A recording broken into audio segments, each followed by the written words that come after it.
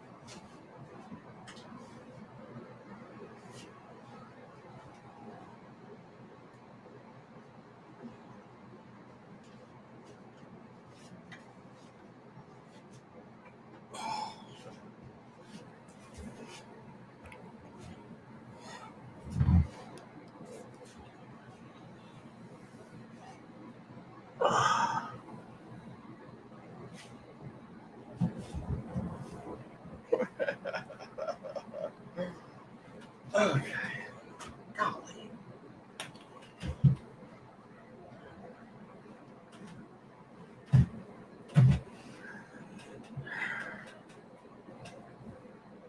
Better. That was a good workout for the last 4 minutes. All right, get it going. What's up, PJ?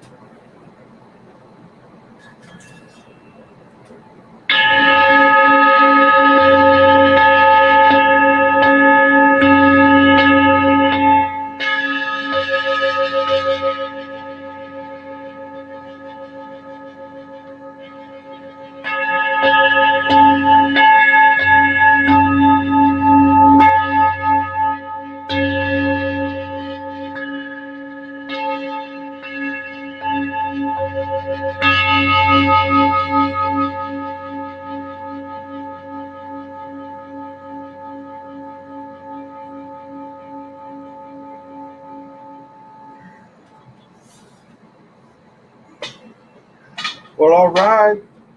Guten morning. What's happening? What is going on?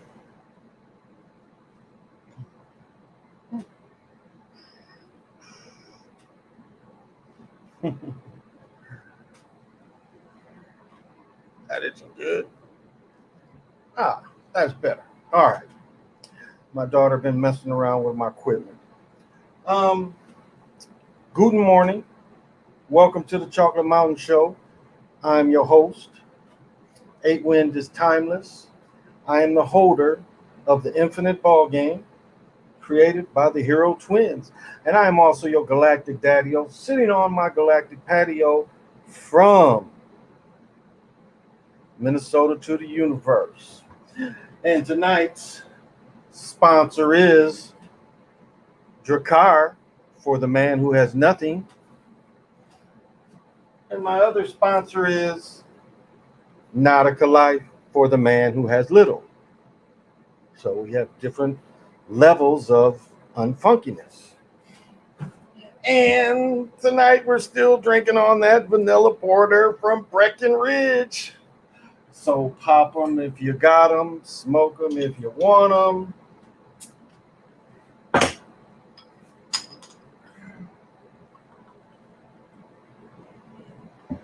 And we are using the Hamilton device. All right, let's say the game first. I'll do the game first. I watched the Twins up till halftime, so I was watching my Twins win. But this is what I noticed. Now, if you watch the Olympic Games, this is what you should notice. Oh, let me say, I saw PJ. What's happening? Hey, CWE, what's going on? Why do I ring bells? Because it clears the negative energies out. That's why I ring the bowls. The bowls clear negative energy out. So if there's any lurking negative energy, it'll clear it out. It'll keep me in a state of mind of raising my awareness too. So that's why the bowls. Hey, Siova, the technician. There goes that bad man there, Siova. Y'all ain't watching the technician. Kevin Durant's third. Yeah, King Kane. Kevin Durant got his third medal. His third championship is coming next. Not if they don't trade Harding. Now, let me say this. This is the glaring thing that I don't know if y'all noticed about the game. This is the glaring thing. Again, I watched from half. I didn't watch the first half because I was still watching the Twins. The Twins went the extra innings. So I watched the Twins until I switched over. And I caught the game right at halftime. It was still halftime. But I'll say this. Did you notice it was Nike versus Jordan? Did y'all catch that? Nike versus Jordan? I thought that was kind of funny. That was my first thing.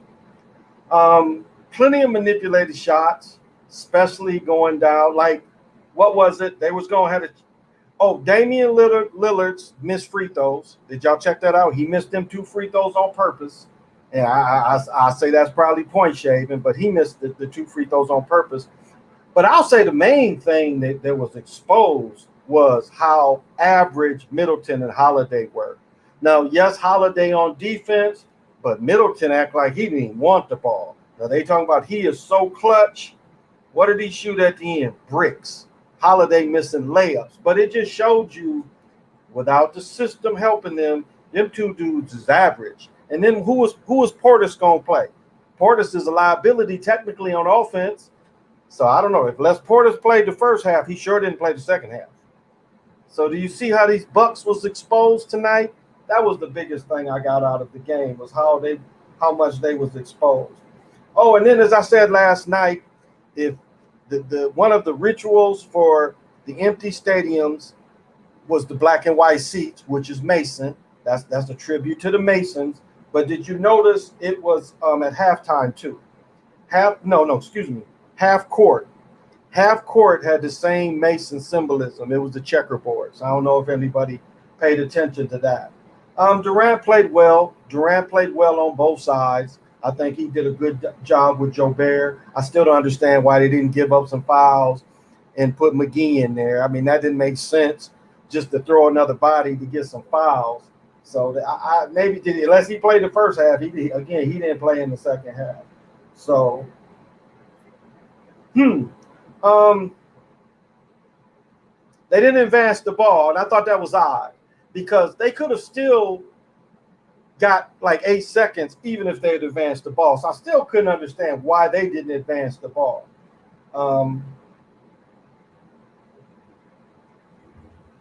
So yeah, it was basically it was basically showed some dudes was average. I don't know. Holiday played great defense, but wasn't much on offense. Okay, I don't even know if he played great defense because Fortier was giving him that business.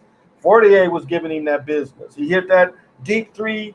Now he shot the one that the clunker that hit the backboard, but Fortier was kind of giving Holiday that business. And that shorter guard they have was getting by Holiday too. He gave up 2 key layups. So I don't know. Nets have black and white colors, Freemasonry. Yeah, that's a good point. Uh, and I see what you're saying. I was saying the third quarter, Holiday was helpful on defense, but he 1-on-1, Fortier was giving it to him. Fortier was giving it to him. Anise, thank you, and I got your email. I'll hit you back.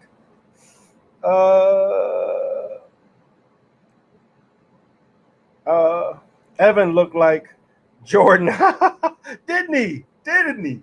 I thought the one he clankered, he was gonna hit that because he was getting by him. I mean, like seriously getting by him. Now the chubby dude they had number 7. He hit the one like would be on say near me. He hit or was it in the corner first? He hit he hit what did he hit? He hit 2 crucial ones in the third quarter, both basket manipulated. The one in the corner he shot was real bad. It was like clink, go in. So that was manipulated. Jobert again, he's not that great. He's easy to get by. Like that time, him and Booker, how easy Booker got by. And then like the Durant foul, like that foul could have kind of looked like 2 and get the ball to me because it was nothing but all that. It was a lot like Holiday got pushed out of bounds and they ain't called the push out of bounds. So I thought that was interesting. But did y'all see one of the players for France had like the Raptor scar? Did y'all notice that? Somebody scratched the shit out of him. I was like, who got him like that? So that's the anniversary. Okay. Wow. Roshan, what's happening? Team USA lost to France in the first Olympic game and now beat France in the gold medal game. Yeah, they brought that up too. Like they said how bad Popovich wanted it, and after they lost in the preliminary games, I don't know why they called them preliminary. Because remember, they used to. Did I miss this? They used to have a game of the Americas. When did they do that? When did they do the game to win the Americas? I don't think they did that this year. Because normally that's who gets the automatic invite, or was that they couldn't have been under the bubble last year? So when did they win the Americas? So I thought about that too. They did. Yeah, they did their best to make Rudy look like a good player. Yeah, they did. Yeah, they did.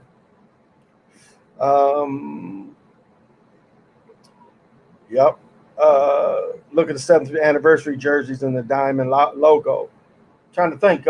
Canada, and man, it ain't hardly any teams up there. They all got new jerseys. Hey, Samuel S., what's happening? Yeah, everything is smooth. Thank you. We getting storms anytime. No, I was gonna go hang out and go into the city tomorrow, and looks like that ain't happening. I had Nets or Bucks winning 2021 and 22, 76ers, but now you said I have Nets or the Warriors. Interesting. Hey, David V. Oh, okay. Okay, and so my next thing, and I'm going to do spoilers, so you don't want to hear the spoilers. The next thing is that damn Suicide Squad. It was better. Suicide Squad was better than Black Widow, other than them giving up the Black Widow, talking about the one dude in charge. I thought that was the best point of Black Widow, that it showed one mad scientist, and movies have showed us that since the 50s. Matt Helms, my man Flint, even Goldfinger. As I mentioned last night, the people that kind of run this thing, they love kings. I think we've been fooled by American presidents that kings still don't rule the world. I think we've been fooled by that. And so that was the only thing I liked about Black Widow. Other than that, it was way long, drawn out. She complaining about, them taking it to streaming first. Chick, we should be getting money from you. That movie was so bad. So, Hey Marco, what's happening? Thank you for joining me. So, um, and this ain't really in order. So just some points that wasn't creative. The sucker face, where they go on their face with the all seeing eye of Yabata. That was we've seen sucker faces before, so that was kind of wrong. That was predictable. I mean, that's nothing new. We've seen the sucker faces before, so that really wasn't new. I was kind of disappointed in that. I was like, that's nothing new. So that was old. The melanated sister that had the spear with the rats, that was the Pied Piper. So, her being able to call the rats was nothing but the Pied Piper. Instead of the Piper, they had the wand, the glowing globe that attracted them. Hey, Valerie, thank you for joining us. I guess you went by me. Uh, Allison Flex race. Oh, okay. I had the volleyball. Like this setup I got now with these new lights is like I had a workout just getting to sit down. I say that. I kept forgetting shit. Brooklyn or Golden State. That's what you think. We never really broke free from the Brits. No, no, we've always been a part of it. As I said before, Canada shows that they still kept power, and so does Jamaica. Like it would have been easy to push them out of both, and they tell you the stories they tell you about why they didn't defeat Canada is just bullshit. That should have been the next thing. How are you gonna let them set up across from your border? Why would you let them set up? So we've always been the same. Um, okay, now this is like in kind of the beginning with Harley Quinn, and a lot of people would miss this. So as I was saying before, what them peoples like doing and what they reported in the book of Invocation, I think it's called, and they try to report this is what the Aztecs did when in fact this is what they did. They would dress the human sacrifice victims up and they would give them parades and make them feel like they was a TV star. So this is part of human sacrifice. So if you look at when they do the failed invasion and they capture Harley Quinn, and then the dictator likes her and he wants to marry her and stuff. But if you looked at how they fixed her up and made her in a new dress, and then as she walked down to the palace, that's exactly the whole thing of human sacrifice. And later she doesn't get killed, she kills the guy. But that scene right there where she walks into the castle and all the maids and butler, greet her like she's in charge, that was a clear example of how human sacrifice is done. They paint you all up, dress you all up, cologne you all up, and then take you to the altar. So that was interesting. There was one saying where they said "Good God." That's James Brown. A little bit they show human experimenting in underground bases. They were showing how they used the supposed um, it wasn't really entities. It came from somewhere else. Immigrant, I guess, is alien. But they were showing the human human the science is what I'm getting, but the human work done on different levels of humans. They kind of show that in this movie. The human, I can't think of the word right now, but it'll come to me. But it shows how they operate and manipulate, but do what the Nazis was doing. And they show this in an underground base. So this is very interesting. The same Lord of the Ring tower, the same tower that had the one eye of Marduk Yabatha. So that was the same. Now, one thing is you see Javelin Man or whatever he was. Soon as I saw the one-eyed creature, soon as I saw the javelin, I was like, is that javelin is going to go into that creature's eye. But the javelin held two parts. The javelin was also the spirit of destiny. They supposedly stabbed Jesus in the side with the spirit of destiny. Remember that?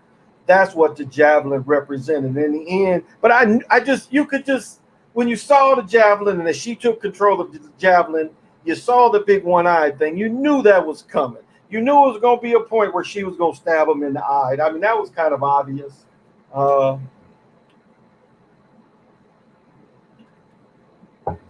um, the collective was interesting. That they did the one-eye thing as a collective. That was invasion. Was it Invasion of the Body Snatchers? It's another movie where, and it's Star Trek-ish too, where okay, it's the cube. It's the cube of Star Trek. It's the Borg. So the Star Eyes was the Borg. So it was the collective, like the bees, like the Borg of the cube of Star Trek. That was the collective of the Star Faces. I thought that so. But what was interesting, they tell you in the beginning that the U.S. was involved with this. The dude told him, he said, we serve the same master. So midway through, they copied this dude's got all these weird things in their head, but he tells them, we serve the same master. I thought that was like, yeah, you do. You knew, and weaponize the beast. They made that statement. We're going to weaponize the beast. Experimenting on humans is necessary for human advancement. Experimenting on humans is necessary for human advancement. And that's what we're going through now. People are getting experimented on for human advancement. It was interesting they got that in there. But that's what it said. It said the human experiments are necessary for human advancement. So, Liquid Fire, thank you for joining me. Hey, High Vibrations back. Samuel, did I say what's happening? Signed a 4-year 198 extension. Yeah, I saw that. King Kane. So they experimented on children, which was I was surprised they admitted that part, that they experimented even on children. They usually don't. So yeah, so it's kind of slow, not as slow as Black Widow. Again, the amount of death and how they make you numb to death. It's like there was a point where I didn't even want to watch slasher movies anymore. Like when I played in college, we had 12 games. We had the bowl game one year that was 13. 36 movies in 3 years. When I was in college, I watched something like 36 movies in 3 years. My college coach, like every Friday night, we always went to the movies during the season. My college coach liked slasher movies, so I had to watch all them slasher movies. And it is the reality, unless you put up some type of protection on you downloading all this murder, downloading all this killing, where you become numb to it, where it's like you can just watch all this killing and not be affected. I mean, subconsciously you are, but in your woke mind, you're not. It's like we're numb to it. We see it on television so often that killing humans, we don't even think that's a human anymore. It's like, that's the bad guy. He needed to get fucked up. So, I mean, that's kind of how it is. It's like, well, I didn't like that motherfucker either, so I'm glad he got fucked up. So, but that's not, it wasn't a very deep movie. Eva's part was strong. They pretty much almost made Eva the lead, which was interesting. I would say he was the lead of the movie. And he really didn't cap for them mugs. That's what's surprising. Even though they was pinching him, he didn't really cap for him. He went after it, and at the end, he did not work for Uncle Imbecile. He used what he captured the flag. Captured the flag. He captured the flag of the information. He was like, "Don't fuck with me, or I'll release this shit," and showing how y'all complicit in this shit. So it's entertaining, but funny you bring up movies like that. Just watch Mystic River. It was all about how people make murder okay. That's a good point. There's 18. Why? Okay, thank you. I like Scarface and found out my dad hated it because of all the killing. Scarface, I talk about that deep cover. But Scarface show you that to be a big cocaine man, you had to be an agent. When he killed the dude in the encampment, that was for the CIA. And then at the end, he couldn't kill nobody because the family was in there. So you facing going to jail, you facing a syndicate, a cartel, because you can't blow up a car. And then he kills about 30 in the end. So, but yeah. But Curry done competing for titles. Yeah, Gray. I think his thing is over too.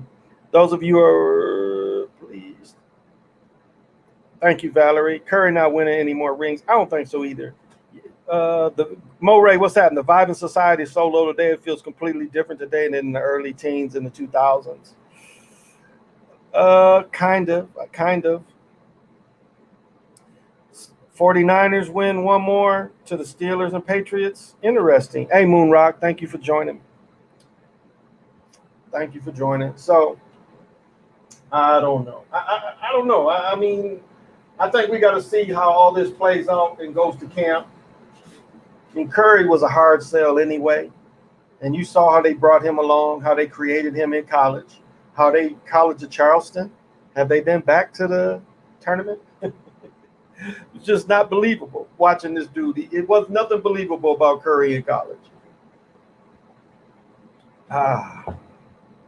It's like at least with Jordan, and I've said before, the Jordan that played at Carolina was not the Jordan that was put on the league.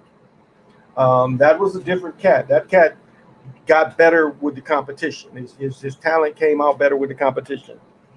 Curry will strike again. I don't think this year either.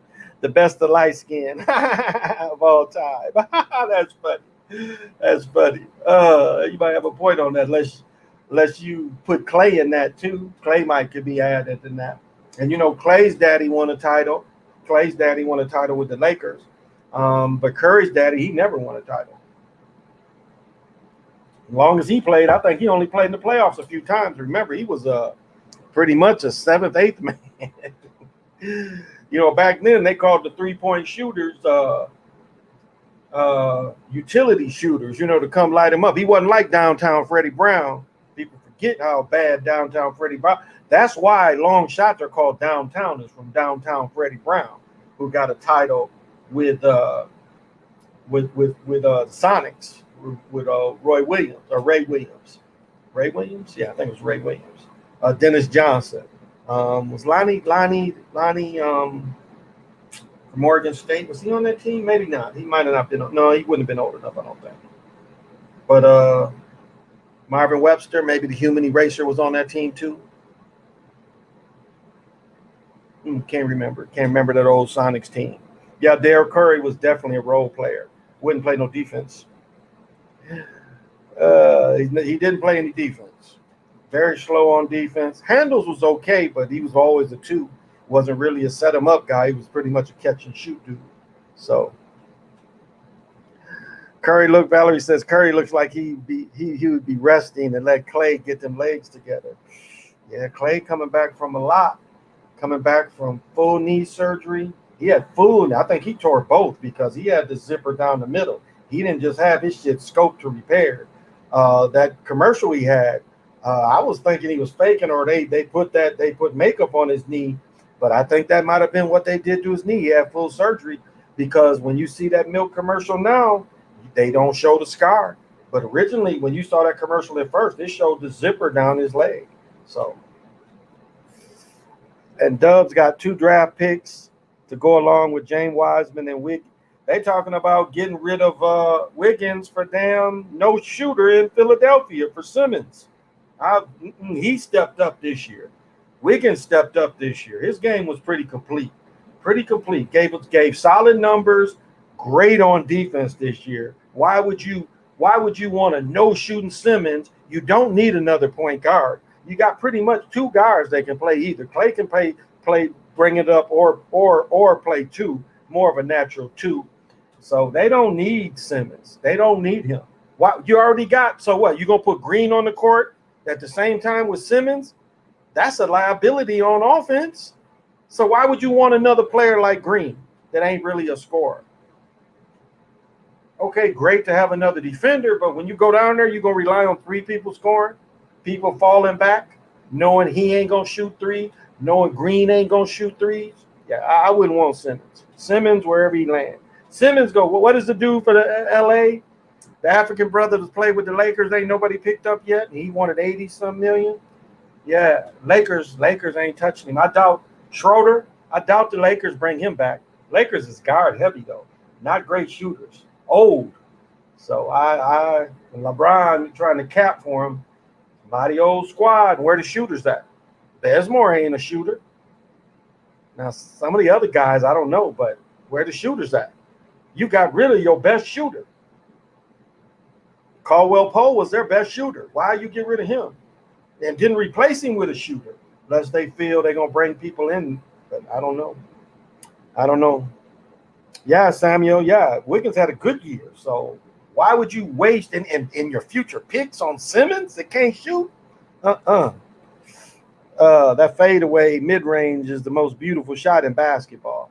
Yeah, it is. The bigger dudes do Dirk's thing. And as I said before, what Jordan did, Jordan copied Kyle Macy's. Because you guys just look up Kyle Macy, you see that Jordan, after retirement, was nothing but the Kyle Macy shot. Because look at him when he beats, like Jordan did not have, as I said, the difference between Jordan going in the league and what would have been Len Bias was a natural jump shooter at 6'8". Natural jump shooter. Perfect form. But look at, I've said this before, look at Jordan when he beats Georgetown. The ball's out too far. It's not a natural rhythm. The ball's way here. The ball's way here. The ball's not here. The ball's way here. So what he did is he imitated Kyle Macy, and Kyle Macy was with the Bulls. You can look at the team picture. You see Kyle Macy, and you see that kick, the fadeaway kick. That's Kyle Macy jumper, and I've said that many times before. That is Kyle Macy shot. But Jordan perfected it. No doubt about it. Jordan perfected it. But Dirk shot, a lot of them copied. Luka goes to that. Luka will fall into that too. Luka will shoot that shot because Luka has the size. He'll shoot that shot. LeBron got Schroeder blackballed. Schroeder not being a good business person when they offered him that loot. That's why they going after him. They gave him They gave Schroeder the opportunity to get the bag, and his ego, he didn't realize it was a boatload of people this year that was coming out. He didn't realize that. So he's gonna crawl back to Lakers with his head between his legs, and he ain't gonna get the bread if he would have signed. But that's what he get. Kelly Oubre. Yeah, Kelly's nice too. I like Kelly too. But I said this before. I caught one game where, and this is how they fixed games, is Kelly Oubre had Kyrie Irving on him. He out at the 3-point line. So in the earbuds, they told him to go there. Every time when Kelly would get a smaller dude, he going right to the paint and posting. Irving on him, he running out in the 3-point line. And I'm like, because I analyzed the games, and I'm looking at this like, wait a minute. You post everybody that's littler than you. Why are you out here? So that shows the fix. That shows the fix. Hey, Strong Discernment, thank you for joining. That shows the fix. So we've got the end of the Olympic basketball, which we pretty much, we saw the shame rituals. They fix it like that. Yeah, they fix it like that, of course. That's what people don't understand when you're looking at sets. That's the same thing. Like when they talk about, what is the word, analytics? What do you think analytics is? Analytics is sub this, put the fast on the slow, the weak on the strong. That's basically analytics. Analytics is telling you that it's fixed because you can put people in different positions. That's why I say, look at the movie North Dallas 40. They show how they purposely injured a player, and that's how they pretty much, Dick Butkus, both his knees got took out like they show in North Dallas 40. One hit you high, the other one come and tear your knees up. That was common dirty play. Common. And they didn't take that out until, 10 years ago? 10 years ago. They let that go for all them years. I mean, they got a play where Larry Yale for the Cowboys, maybe Larry Yarely, he takes Terry Bradshaw. Terry Bradshaw had already thrown the ball. It's in the Super Bowl. He takes Bradshaw and he dumps Bradshaw on his head after he threw the ball. I mean, he had no penalty or nothing called, but he pretty much picks him up and dumps him on his head. And maybe that wasn't a Super Bowl. Maybe that was a preseason game, but they let that go. I mean, look what they did to Sammy, played with New England. when Jack Tatum hit him and paralyzed him. He hit him. Matter of fact, this is a dude I'm on Facebook with that was playing with the Saints at that time. He was playing with the Saints when that because his son plays in the league. Darryl Stingley. Yeah, Darryl Stingley. He paralyzes Darryl Stingley, and that was allowed. Helmet to the head. He does the same hit against the Vikings. When the Raiders beat the Vikings, he knocked Sammy White from Grambling helmet off. And then he does like this to him after paralyzing a man. After paralyzing a man, he does that same hit against the Vikings in the Super Bowl and then does like this. So you don't think they let people now? They didn't. Darryl Stingley, they sure didn't mean to paralyze him. I'm sure that they didn't think, but they didn't kick him out the league. He didn't miss any games. He didn't get suspended. It was called a legal play. Analytics is the nerds like Nick Wright and Bill Simmons, a reason to pretend they know basketball. But it's also a way to really fix games easier, I think. I think it's but it's always been like that. It is always, like I was saying, my team. Now, again, when I played, I don't know, MEAC football, black college football was that popular other than the local scene. I never knew people to bet. I never even after I quit playing, I never even heard of people betting on A&T. But I still, as I said last night, I still didn't understand why we played 4 Russian linebackers and 3 deep. I never understood that. Like we never practiced anything else. They never had a nickel package that had another DB take that linebacker out. We never did that, and I never understood why. We played Joe 747 Adams, Tennessee State, the team Richard Dent played for. And like, this is a passing team, and your answer is the blitz when he's killing us on the blitz. So those kind of games made me wonder why. I don't know. I feel they put stats in computers and simulate things like boxing. Based on stats, the computer chooses who wins. That was the old way of doing it. Yeah, that was the old way of doing it. They relied on that. Like, an example of that is, remember they show you in the last few Super Bowls, they had a Madden Super Bowl. They let the computer do the Madden Super Bowl. So they've been doing that for a while. But that is part of to see how much money they make too. So that's the good point, strong discernment. They put all these narrative in there and see how they'll make the most money. And that's held tight, that's held pretty much tight to their chest until the game is released. But this is why when you have game plans, you can game plan to lose a game. Because as I watched my coach, we're playing this passing team, and your answer is blitzing every play, which leaves man-to-man everywhere. Like Jerry Rice, I think my junior year, I think he caught 2 touchdowns against us with Willie Todd. Blitzing. And we have beat him down there. Blitzing. But that is the way they fix the games. That's the easiest way. Hey, James, thank you for joining us. Boxing, yeah, the problem with boxing is if they don't do what the Olympics does and show the score after every round, boxing will never be looked at as legitimate. Now, MMA has helped boxing tremendously.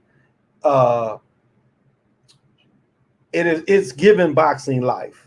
So if you talk about another, and still it's in the defensive kind of sport, defensive kind of sport, man for man kind of sport, but MMA more than anything brought wrestling back, brought boxing back.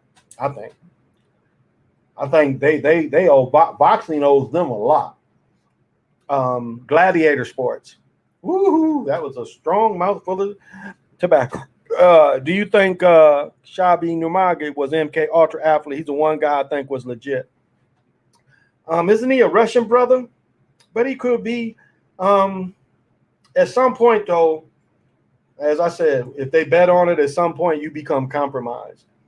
And if the thing is for you to always win, then you'll always win. But if they call for you to lose, they'll make you lose. They don't count the punches. Yeah, they don't count the punches. Every round, for boxing to be looked at is anything more than just wrestling. Every round should count how many the score after every round, because they tried to throw in the what was it, the 2000s and the 90s The 2000s was acupunches. Remember something HBO brought in to show the amount of punches or somebody did. That was the thing with the first Ali Frazier fight. Ali beat him almost by 100 punches. Now I know when they did that 50th anniversary, they tried to show different, but I watched the first time they ever did that, and Ali outpunched him. Ali clearly outpunched him. It's funny watching the 50th anniversary of the fight. They say, oh, they try to show you that Frazier punched him up. Now I remember seeing this stuff years ago, and yeah, he beat Frazier to punches, but Frazier whooped his ass that night. TNT Money Game, yeah, I watched that too. Manipulated shots. The last game, they wanted the Syracuse team to win. You could see it that they wanted the Syracuse team to win. And Boeheim, when they interviewed Boeheim, but the game before that, the semifinal in the TNT game where the Syracuse team won was very shaky. That's the one the semifinal was the one where the dude loses it on purpose and he goes down there and shoots a layup and wins. So in this last game, it was clearly that the other team had them. Remember, if you watch that TNT game, the other team had them. The other team had a better team. They had a hard time matching up, and then at the end, turnovers on purpose. Like I'm saying, with Dame Dollar missed 2 free throws that was point shaving. That was clearly point shaving. And if you find a video of Chris Jackson, Atmu Muhammad, whatever his name is, excuse me, no disrespect, but he shows you, he's like, this is how you miss. And there's a way where you can pull the string for a short shot. I mean, like dudes will come up and you'll just, like what they call pull the string. Instead of following through, you'll take a little off of it. And for touch, and anybody that's played understands this. You get to the hoop, you don't want to shoot it too hard, so you take a little bit off, and they call it pulling the string. Instead of full falling through, you take a little bit off. And so instead of your release being like this, you'll release it like here. And that's what Dollar did on the free throw. I just know kinesiology and able to watch that kind of thing. No travel called on the TNT games. Oh, yeah, that's a good book. Who's going to be the new face of the league after LeBron fades out? His son. LeBron's son. LeBron going to play with the son. It's going to be the Griffey thing. It's going to be the Griffey thing. Yep, LeBron. They want Luka. They want Giannis. They want Luka and Giannis to be the new face. That's who. But I think they're going to give it to LeBron's son. But, yeah, no. But, okay, here, Moray says, do you think Ali Liston 2 is a dive? Absolutely. The only hesitate I give is if you can find the film when Sonny Liston gets up and they start fighting again, because, again, I love talking about that fight because Jersey Joe Walcott spent about 3 hours with me. So I knew the man. Anyway, but if you look at when Jersey – so Liston gets knocked down, Walcott gets Ali because Ali is like, look, you got to get your ass up. Nobody's going to believe this. This is what when you catch Ali over him, and the point of that is let me get the whole point. The point of the picture of Ali Liston is if you knock a black man to be the greatest, you got to knock another brother down. That's the picture. That's the point of that whole fight is that picture of Ali. That's why I can't stand it anymore, because that's the point of it. To be the greatest, you have to knock another black man down.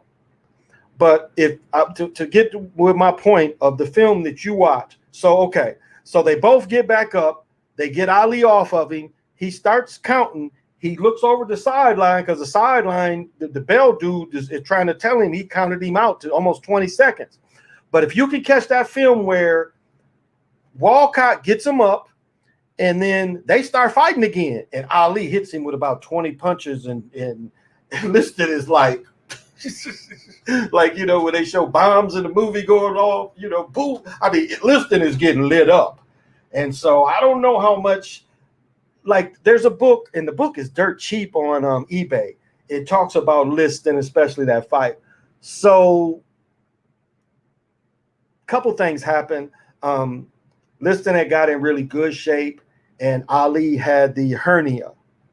And so they didn't fight for maybe 3 months. So Liston is, for fight shape, then the fight's canceled another 6 to 8 weeks. And so, how do you come back from that? How do you you have your intensity up, and then you got to wait again. So, but more than likely, both fights, not just the both fights. Now, I mean, they put the stuff on to blind him, like the Modern Martial Artist shows a fight with Liston and Big Cat Williams. And Big Cat Williams was a professional fighter that got shot 3 or 4 times by the police. I don't know if people realize that. Big Cat Williams had still boxed after that. But anyway, Big Cat Williams said when he fought Liston, because they show Liston knocking out Big Cat Williams, but Big Cat Williams said when he fought Liston, it was some shit that burned him in his eyes too. So whatever the liniment they put on the glove that was burning Ali's eyes, they tried, it was a style thing too.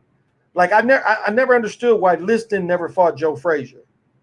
Because Joe Frazier, like what Foreman did to Frazier, Liston would have did to Frazier too.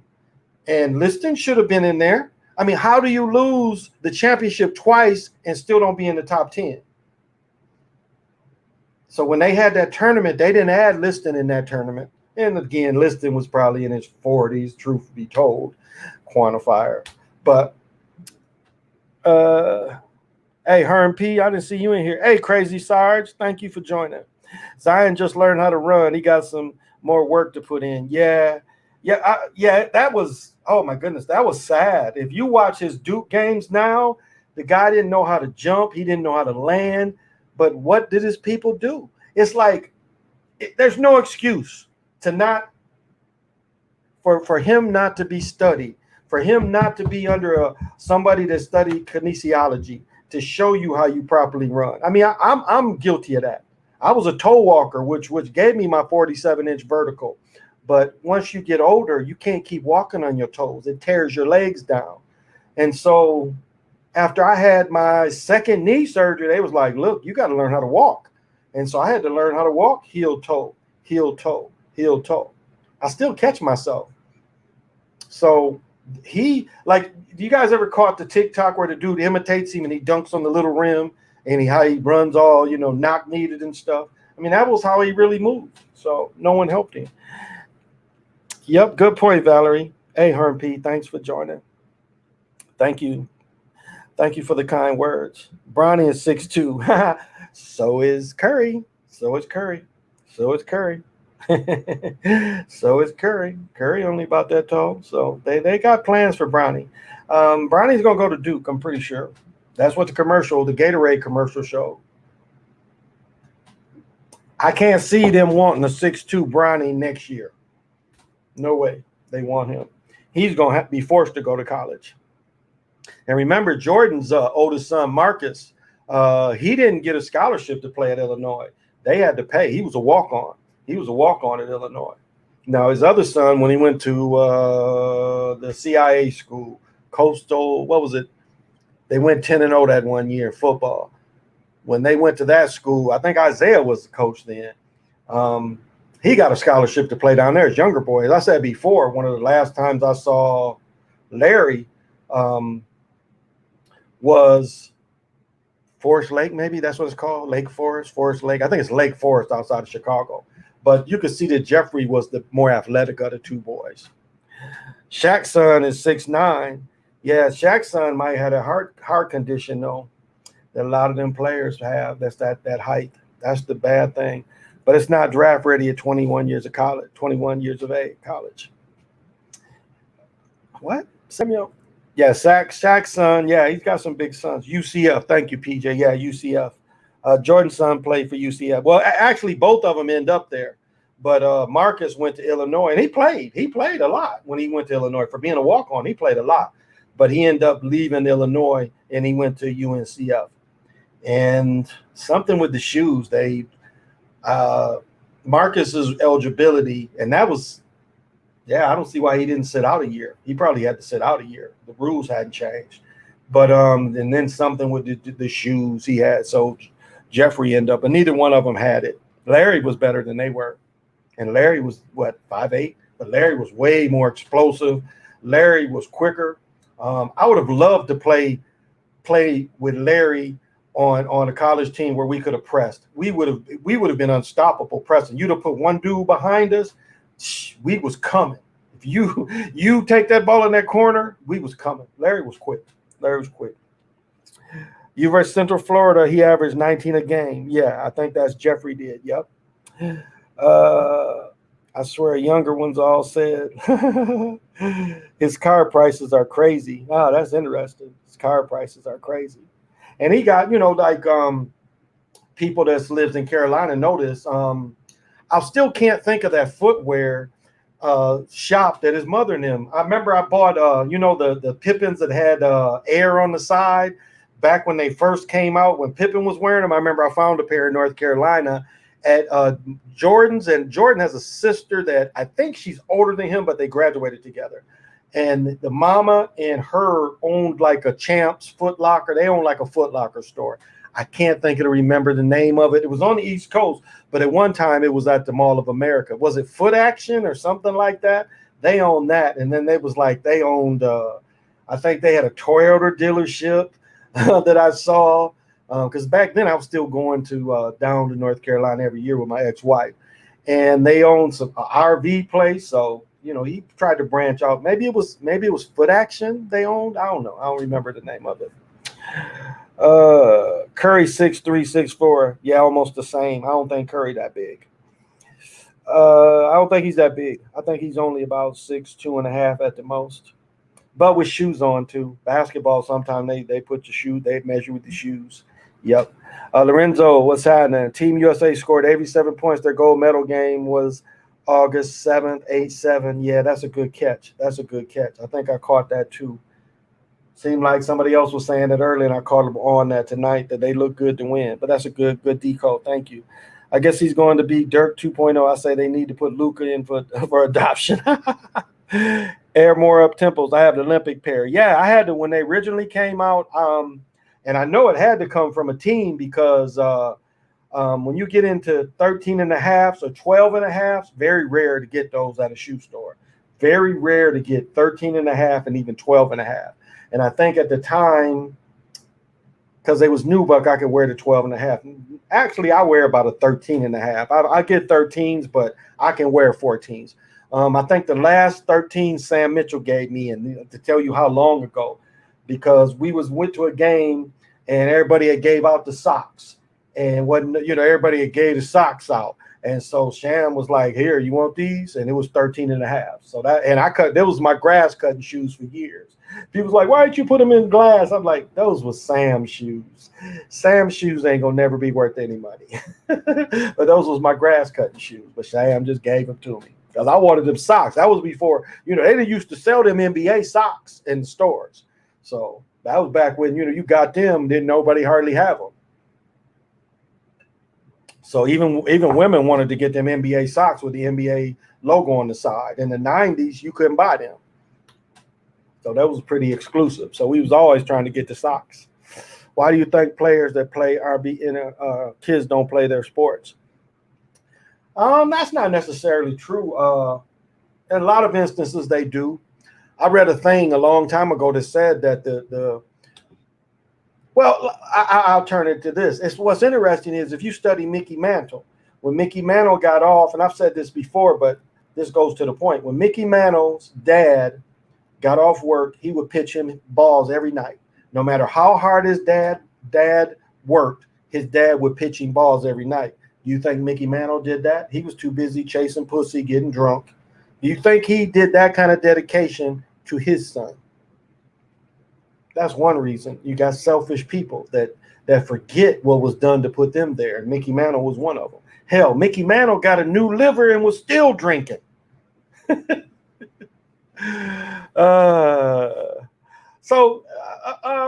sometimes the children ain't built for the pressure. They don't want to sacrifice the children. They want to keep them far away from that shit. So that's another reason too why they don't. I believe because the children are not good as the parents. Sometimes, yeah, sometimes that. Does the opposition know it's rigged? Rashawn, of course they do. I mean, both teams know it's rigged. That's the thing of analytics. They give them the script.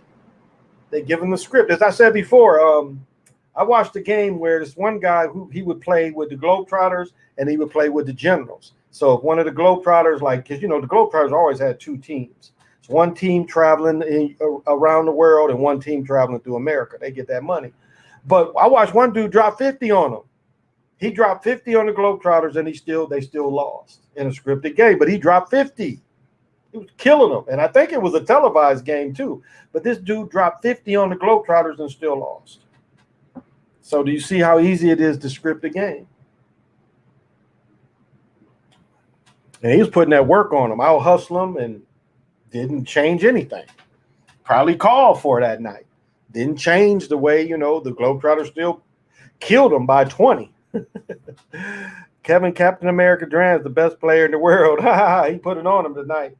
He did put him. I like the way, but he didn't have that old Durant lift because Jobert fouled him. When he fouled him, the ball wasn't like Jobert didn't foul him down here. He was here, and Durant, I don't know. I looked at that lift. That lift wasn't the same. But it was fun to watch. But KD, CW, yeah, it was fun to watch. And it was good that, he got out of LeBron's shadow. He pulled it over. Damian Lillard didn't look that good tonight either. Again, he's point shaving from the free throw line. He hit, what was it, in the third quarter? He hit 1-3, beginning of the fourth. Didn't he hit another 3 in the beginning of the fourth?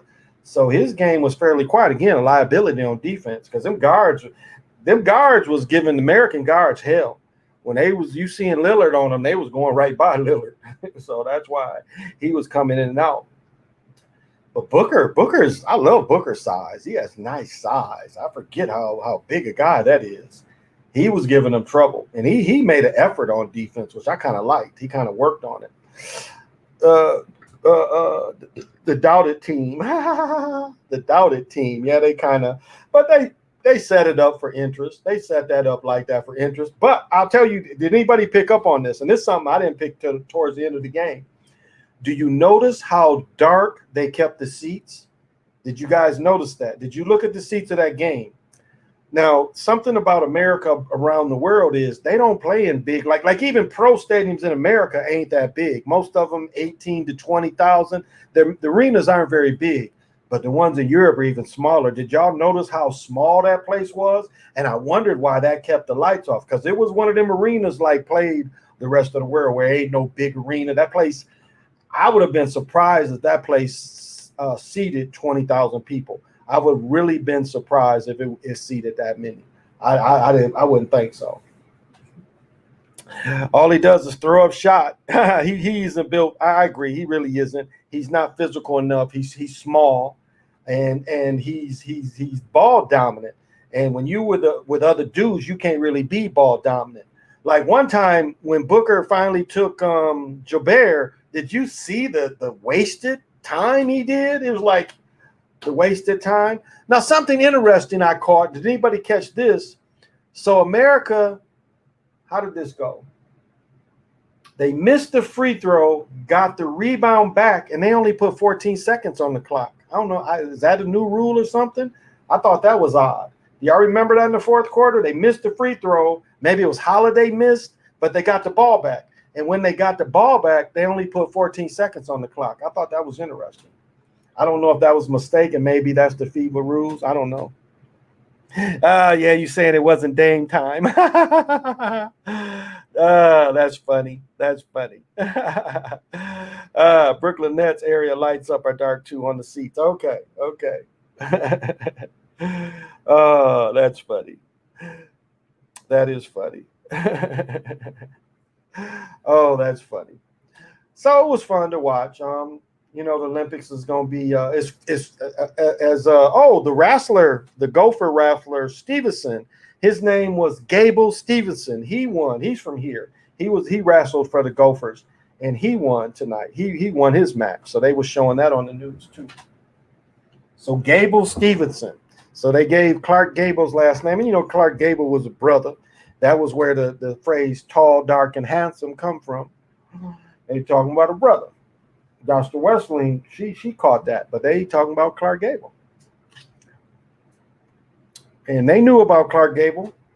It's funny, like, again, if you watch the Valentine's Day Massacre, they bring in an Italian brother, and this dude darker than me. I'm like, wait a minute, you guys are so racist, but you got this dark Italian on here, and you guys are so racist. I'm like, how did we miss that? How did nobody complain? Like, you bring these Italians, and the real Italians, and they in here and they darker than the brothers. And I had another point that I forgot that I brought that up.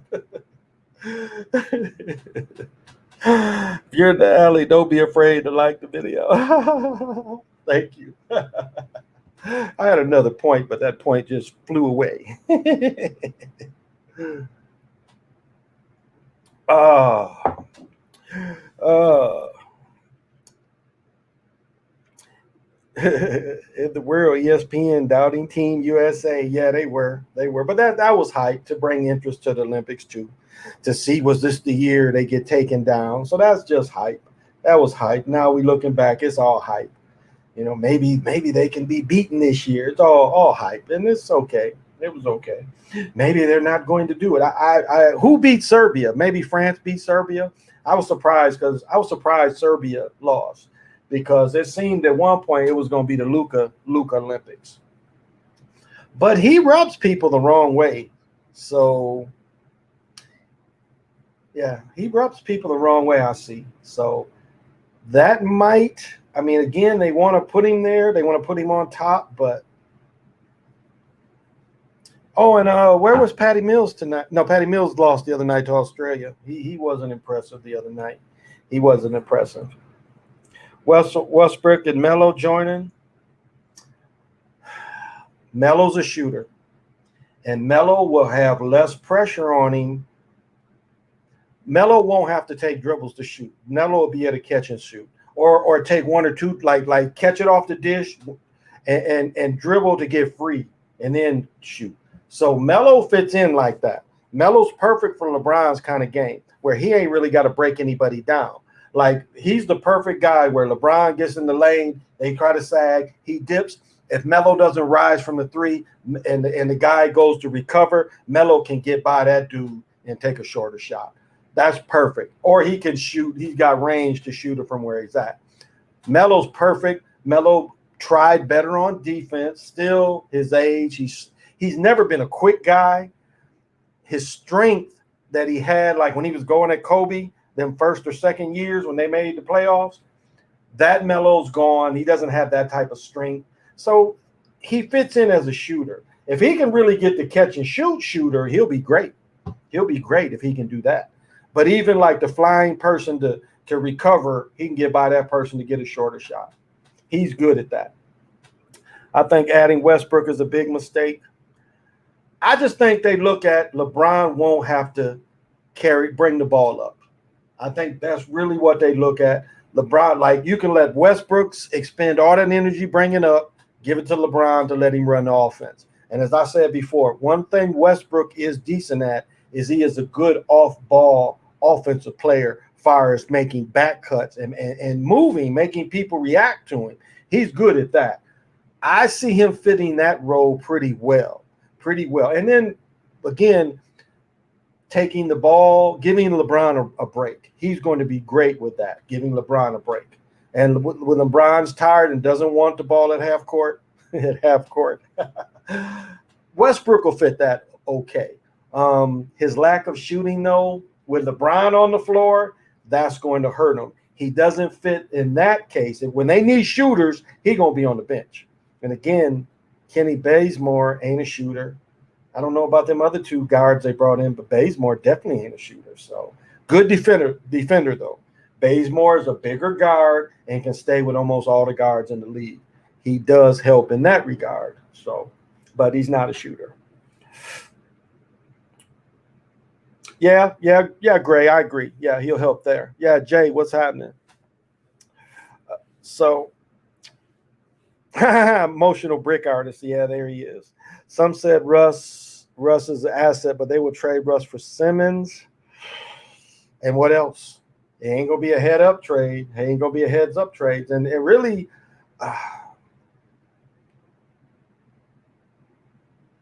it's like the same player, except Simmons is better on defense. Simmons will rebound. Simmons can stay in front of people. Simmons can play like Magic. Magic would guard the power forward on defense. That's some things people forgot. Magic could guard the power forward, but Magic could guard the small forward because he was 6'9". So that's where defensively they were good. And then they let them play zone. They was letting them play that trap zone against Dr. J and them that Billy Cunningham kept saying they should be tech every time because they're playing the zone. But because they brought the trap up, still zone. It's supposed to be illegal back then. The Lakers win this year, and the top 5 picks of the 03 class will win a championship. That's a good point. Wow, I hadn't thought about that. That is a real good point. Real good point. And like, look at for Melo not going to the Pistons and doing the European great thing, they gave the Pistons a championship. Chris, what's happening, Chris? They paid Horton Tucker. Who is Horton Tucker? They won't trade Russ. Yeah, who's gonna really want him? I don't know who Horton Tucker is. They want to see if it works. Westbrook could be traded to get Dame. That where I could see one-on-one, that would make more sense. Him for Dame one-on-one makes more sense.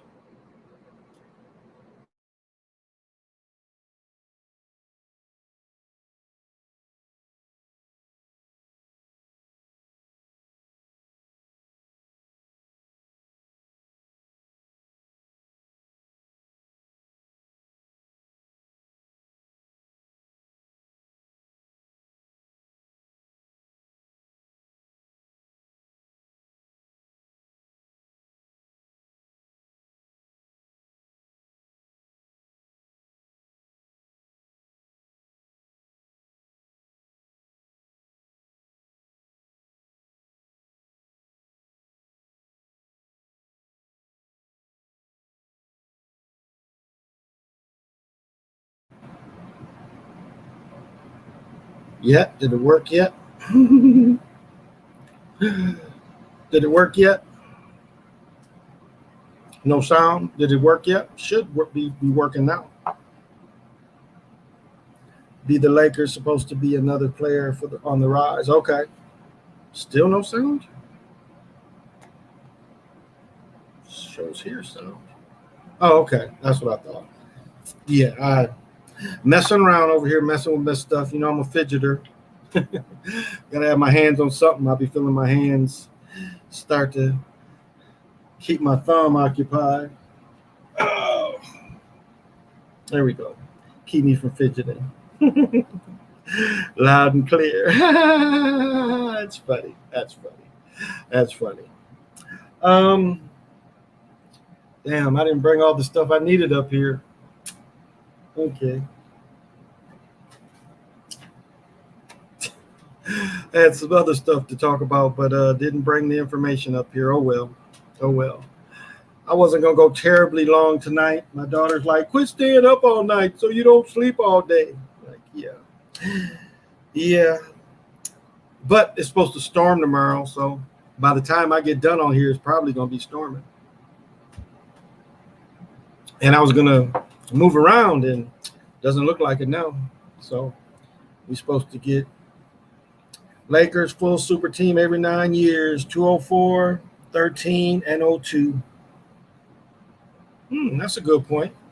Could be that ritual, the Hollywood ritual. And what's interesting is like they haven't done that for the Rams. Like the Rams didn't win in LA. Now the Rams is back. And you think they're going to ever let the Rams win? The Rams haven't won since they was when they was in St. Louis, they won. When they was in Cleveland, they won. Yeah, because the Rams was, I think, one of those teams that was like what Cleveland was and was the 49ers. They was in that other league in the 50s, I do believe. I could be wrong, though, about the Rams when they was in Cleveland. But the Rams started in Cleveland. They were the Cleveland Rams. Like Dick Night Train Lane. I had an autograph picture of him forever. Met him somewhere with my dad. Big guy. But watching Dick Night Train Lane's old videos, he was the necktie. I mean, he just perfect. Just crossed the neck. That's the reason why they made that rule, was for Night Train Lane. Raiders going to win? Yeah, I could see the Raiders winning because or Raiders at least making it to the Super Bowl just like the Vegas team did. But they might let the Raiders win. Remember, Vegas made it to the quarterfinals this year. They didn't make it to the finals, but they made it, I think, to the quarterfinals this year. Rams won in St. Louis. They will win in L.A. They have to. We'll see. They don't really like the Raiders won in L.A., though. So that's a good point because they did let the Raiders win in L.A. So that's a good point. Raiders over Bucks, 202 revenge. That might have a little merit there. That might have a little merit. The Raiders over the Bucks. That's a good point. Gruden being on the other side too, going back to the other side because Gruden ended up getting my cousin's team, Tony. He ended up getting Tony Dungy's team, no doubt about that. You see the Hawks versus Bucks.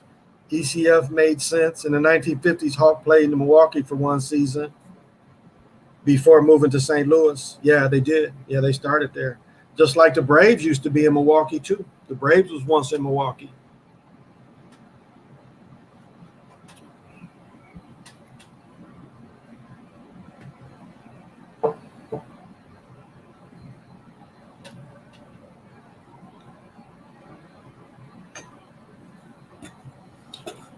So there was a story here where the Chicago Cardinals was about to move here. And they was going to build the stadium downtown then. And it was something like they got outbid. So when the Cardinals was about to leave Chicago, going out of business, it was something like $100 or $200. And this was in the 50s. This was done. But it was like $100 or $200 that a team that the buyers in Minnesota let it go, that they got outbid and they end up going to St. Louis because they wanted to come here. They wanted, because this is a bigger area, I do believe, in St. Louis. Derek Carr was not good enough to win the Super Bowl. Not good enough to win the Super Bowl. Yeah, I don't see that Gruden is sold on him. I don't see that. And Gruden, you have to love his play. I love Jay Gruden's plays. That's why I always liked Jay Gruden. I think he was supposed to humiliate RG3. That's all that was about. But Gruden, like both of them are very creative with their offense. They're offensive coaches, and that was where Jay Gruden suffered from in DC is he was the offensive coach.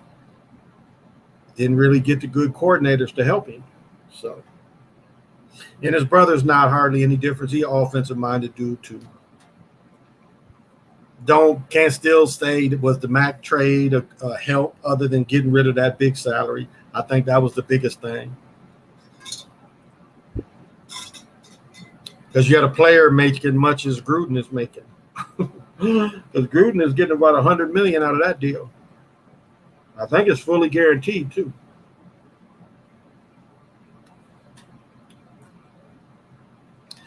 They could rig it for Carr. Yeah, they could. They could. I mean, hell, Brad Johnson won one with Tampa Bay, and he was a career backup, sorry quarterback. So yeah, anybody could be in there.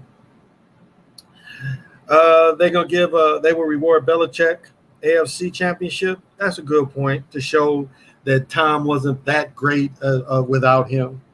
So, but it was all scripted for Belichick and Tom. You saw signed a 4-year, 98 extension. Yeah, I saw that. The Rams started in Cleveland from 36 to 45, but they never won it. Oh, they didn't win a championship in the what was it, 36? No, that would have been just NFL. That's a good point. I was wondering if they was in that league with San Francisco and Cleveland. Yeah. But yeah, so Dick Night Train Lane must have started in 44 or 45 season. Wow. But watch him. Watch the old Dick Night Train Lane and his they call that clothesline. The one thing I used to do with my brother when he was younger, because we're 5 years apart, so it was when he was 6 or 7, we would play football. Like I'd be on my knees and we'd play football in the living room. And when he was young, and maybe he was younger than that, but I would always catch him with that clothesline because I would get him to run fast as he could. And I would just clothesline him and his feet would just go straight up where his body was and he bam. But that's why he was tough growing up. He was tough. But I used to catch him with the clothesline. You can't do that nowadays.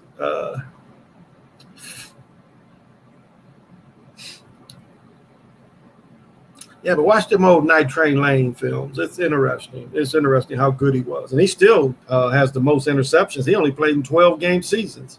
And what is the interception record? 14, something like that. His record probably never be broken.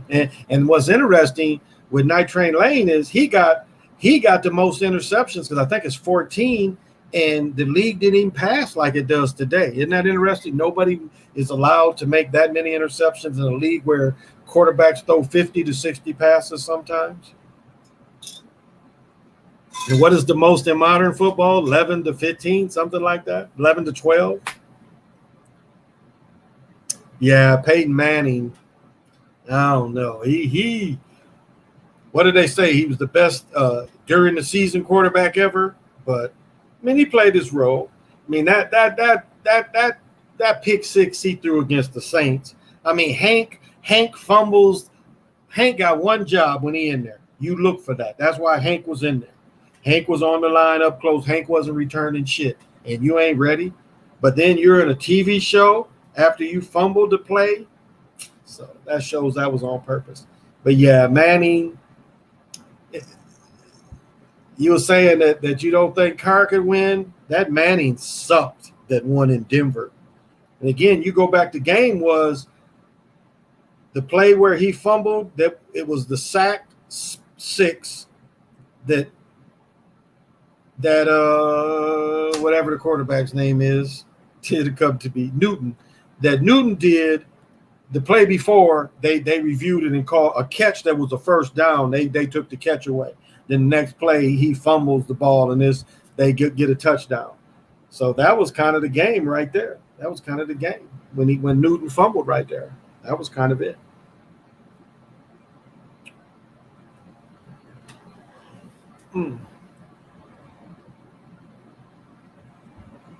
What is this? James J say player of the year.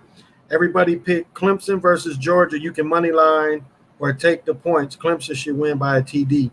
And did you notice that Clemson's coach said that there wasn't other teams? So now wanting to share that money, and they scared of getting beat by lesser teams. Because the first time a lesser team win, the college floodgates is going to open up. People are going to start. And when these smaller programs are able to pay players better, and that's another thing. Some of these smaller programs got money. And so these smaller programs start buying these good players because, again, you'll be highlighted at our school. That's why Clemson coach said there wasn't 12 other teams because he likes only 4 teams a year going in. All them top schools like that. They don't want a Boise State to win, where more people want to go to Boise State. That's why I think my college going to, switching to Division I, playing in a better conference makes sense. I mean, why keep banging your head against the black colleges? That makes no sense. It's almost 20,000 people at A&T, so they should be. They've been Division I basketball since I went to school. They was Division I basketball, so it makes sense that the track this year when I went to school wasn't even the track team at A&T. Now you got 2 Olympic athletes at A&T, men's track. So you got all these other sports Division I. I think the girls is Division I too. So it was about time to put the football program in Division I. Play some so-called real football. Denver is my squad, and I definitely agree. Yeah, that was the game. That missed pass there, that was the game. They get that, they driving on them. Because that squad they was blitz crazy, which leaves people man for man. And you notice they never took advantage of that. Peyton Manning had 5400 yards, 55 TD season with the Broncos. And this is what's interesting with that. Remember Oldwater, or what was his name, the tall quarterback? He started 3 or 4 games. Wasn't nothing wrong with Manning. Manning wasn't hurt. Manning was just sucking. Now, when he threw the 55 touchdowns, was that the year they didn't win it? And then they won it the next year? Wasn't that the year they didn't win and he threw 55 touchdowns? I don't think that was the Super Bowl year. Von Miller got hurt last year. He tore his Achilles or tore his knee. Yep. But yeah, after winning the Super Bowl, he looked like that next season. They wasn't killing teams with him being dominant. Just shows. Ravens. Jay said Ravens winning it all. I hope so. Let the brothers. Ravens flock. I'd like to see the brother win one. Can you really trust Jackson's arm? Yeah, he's not really a strong arm cat. And don't give him a pass either, because remember when it was time for him to get a first down, he ain't tried to get the first down. He ran into the back of his lineman. He ran into the back of his lineman, and then he turned his back and tried to back into the first down. I mean, if that wasn't some of the worst scripted football ever. Hey, Tyrone. As right now, they got 12-team playoff on hold because of conference realignment. Texas and Oklahoma going to the SEC. They say 2 other teams is going to leave it, go too. The referees admitted to calling calls against Allen Iverson. That's how I know basketball was rigged, of course. What's his name? Books talks about that, how they was told before one of Iverson's game to call carrying on Iverson. So, of course. That's why when you looked at one thing that showed me that how brilliant the NBA can be in the setup is when you looked at the NBA when it was Iverson against Kobe and Shaq, everybody on the first game took LA sweeping. And the NBA and the gamblers were smart. They was like, okay, we got all these suckers that's taking all that money. And we saw the same thing played with Jordan and them too. Jordan against Magic, that first game where Magic and them won the first game. They did the same thing again with the Lakers, but with Iverson. They let them win the first game with all the money, just like on with the Bulls. All the money was on the Bulls. Lakers and Sam Perkins win the game. Sam's 3 wins it. The same thing with Iverson. They won the first game and then got swept the next 4. Ooh, that's my nose itch. Osweiler ended up being a dud, yeah. But that team, Osweiler played 3 or 4 games because Peyton sucked. But I think he threw the 55 touchdowns that first year. I don't think they didn't win it the first year. I think it was the second year they won it. And maybe I'm wrong. I don't remember. Peyton Manning had historic season and lost to Seahawks in the Super Bowl. Okay. Historic season and lost to the Seahawks. Oh, yes. And lost it. Well, the Seahawks? Okay. They lost it. Oh, the Legion of Doom Seahawks. That wasn't the Colts. They lost to they beat the Bears. They lost to the Saints. They beat the Bears because that's Tony won the Super Bowl as a coach. But Tony won a Super Bowl with the Pittsburgh Steelers too as a player. So it was in the second year. Okay. Oh, it was the second year? So he missed 3 games and still threw 55 touchdowns after missing 3 or 4 games? That is interesting. Yeah, it was the second year. Right. Second year, yeah. Those other teams are from the Big 12. Kansas and Iowa State could go to the Big 10. Yeah, I would see that would make sense. Iowa State would definitely make sense, and Kansas. I mean, Nebraska makes a lot of sense, but like when Nebraska has to go all the way up there to Rutgers, that's a long way. But most of the Big 10 schools, that's what I like here. Every once the season starts, this team's coming here. And I said Debo.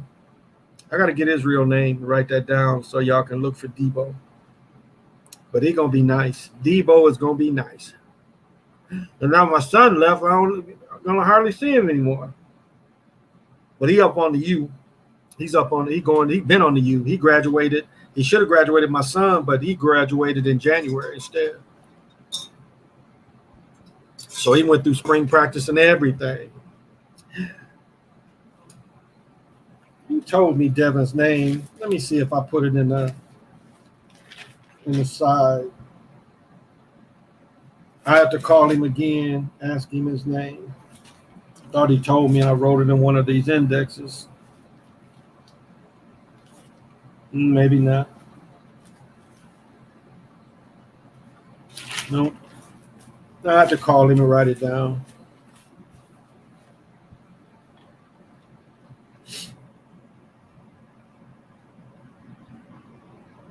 No, I didn't write his name down. I had to write it down. I was going to do some Jumanji shit tonight, but I left the book up there.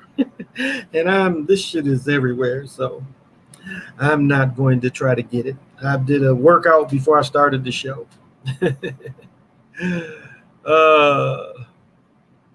West Virginia to the ACC, and the remaining 5 could merge with the Pac-12. That's some good points, Lorenzo.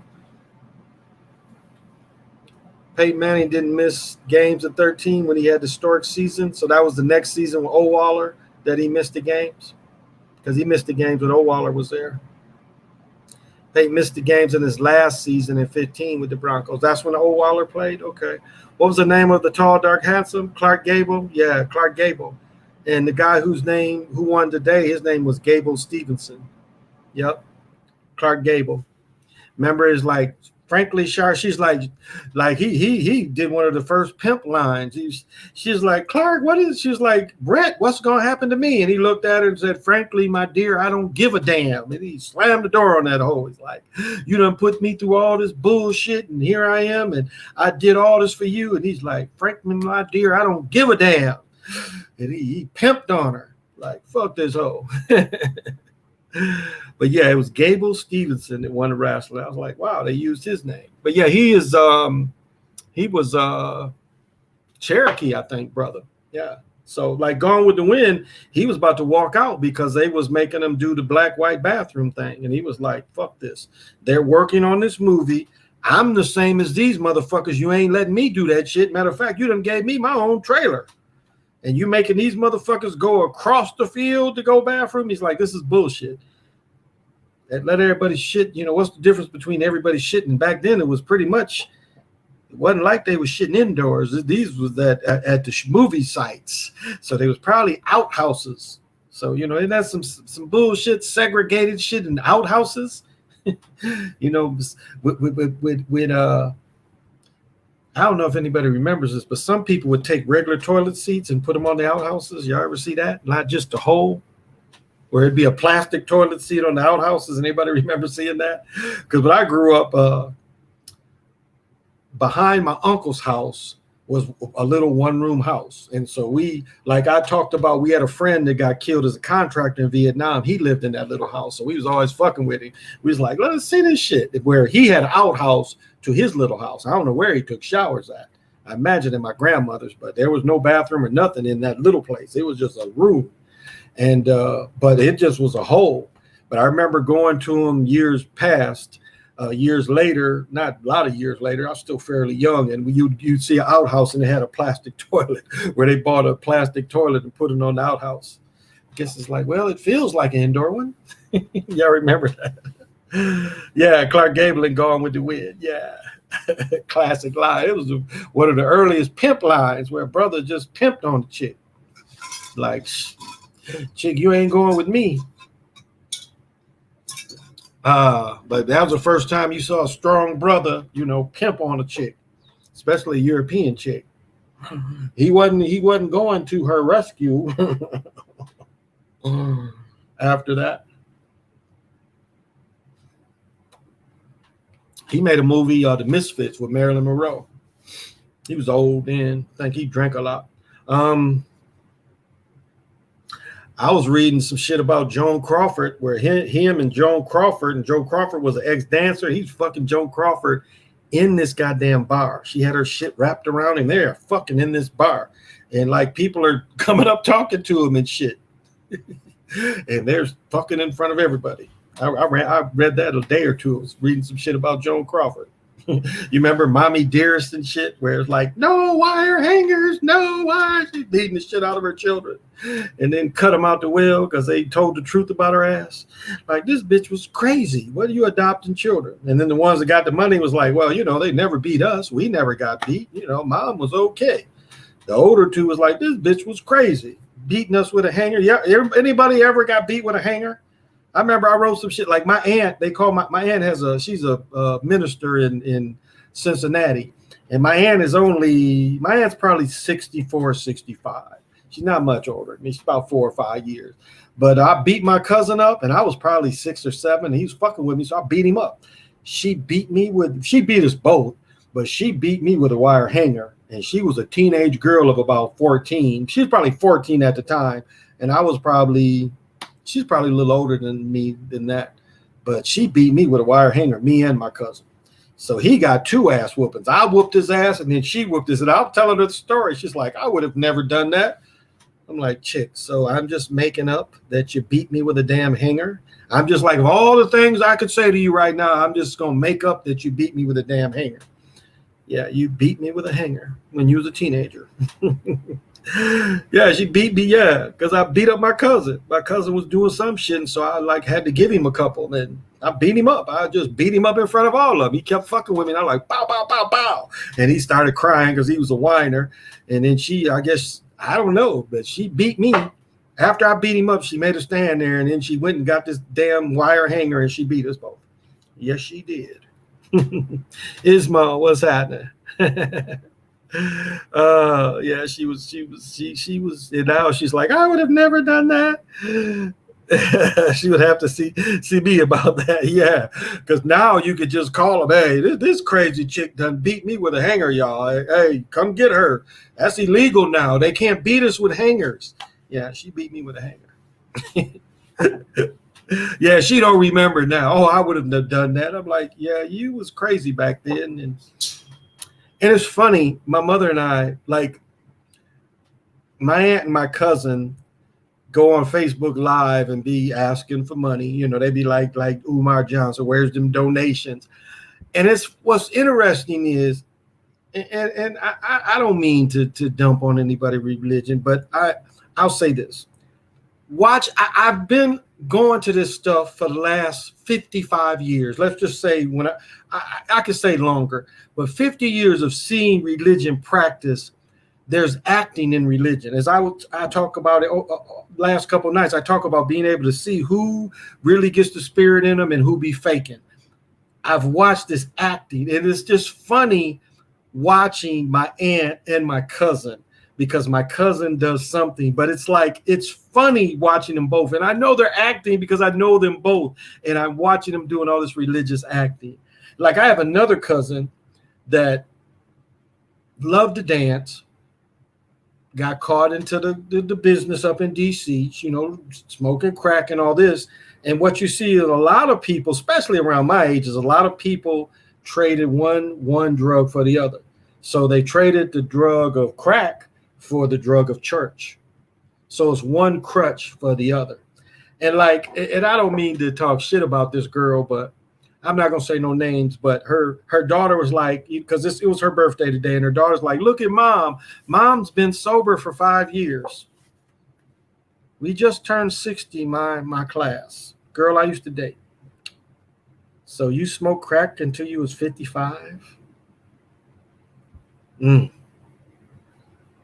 she wonders why she looked as wrecked as she looks. But you smoked crack till you was 55. Like, nothing in 50 told you you shouldn't smoke crack at 50. There was nothing there that said, maybe I shouldn't smoke this crack that I'm 50. I don't know. But I look at my cousin, and she does the same kind of, she does the expressive religious dancing, and it's acting, because she put it on the terrible camera, but it's acting. I mean, it's really acting. Like, it's like they do a move like this. Like they're coming up to you, they're coming up to you. And it's just funny watching that shit. They're like, and that means you're going up, you're reaching up to the Lord.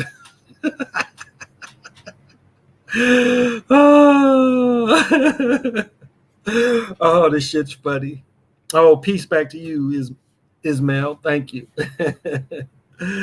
Donations. Remember, dude was in the cars, like, had all these, where's my donations? You could tell he was straight up like crack addict, coke head. Where's them donations? Because you can get addicted just snorting coke too. So you ain't like my roommate. Not only did he shoot heroin, that mug would shoot coke. If he didn't have heroin, he would shoot coke, or he was speedball. He was speedball too. My roommate that was a Vietnam vet. He would either speedball. Now they say they speedball with heroin and crystal meth. Because, you can get crystal meth in a liquid form, and you can shoot it. So I've heard some motherfuckers talking. I'm like, that shit exists? Motherfuckers shoot crystal meth and coke, and they don't think they're going to die? I don't know. Never in my life did I look at heroin like, that heroin looks pretty good there. Like Ray Charles, why does the blind man care they in the bathroom? We in the bathroom doing something. And then he's just in his head like, well, whatever they doing in there sounds intriguing to me. What was y'all doing in there? Then they describe it to him. He's like, you know, they be doing this shit now. I don't know if y'all caught that. Young people that it don't mean heroin, but that Ray Charles shit makes no sense. How does a blind man want to shoot heroin just because? I mean, it just the story, the way they presented it made no sense. And then like when you watch Richard Pryor and Diana Ross supposedly playing two junkies and they're telling jokes. I never knew heroin addicts that was that in, you know, that laugh like that much and told jokes. So you got Richard Pryor acting like a person on coke and kind of drunk more than heroin addicts. And Lady Sings the Blues.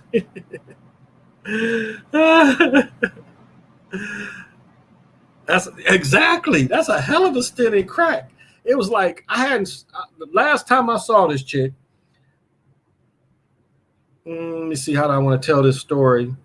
One of my cousins got killed. He was up there, and she was sitting on his stuff. So I saw her years like back in 86, 87, and she was like where my cousin kept his stuff. And so I ran into her and kicked her with her. And then I kind of lost track. And then I was hearing stories about, you know, what she was into. But yeah. So, I mean, now I'll say this. Any sobriety is applauded that a person could. But I don't know. In my 50s, crack was the last thing on my mind. Didn't even want to snort cocaine. Didn't even want to sell it no more at that point. I didn't even want to sell it no more. Even before that. You know, I just saw the crookedness of it. You're going to lock up certain people, but you letting the cops sell this shit. Yeah, I saw that. They kept him doped up to take his money. They were in there playing hopscotch. I know about the arm tap. They trying to find a vein. Yeah. They'll tie off and be like, but young people do this now, and it don't mean that.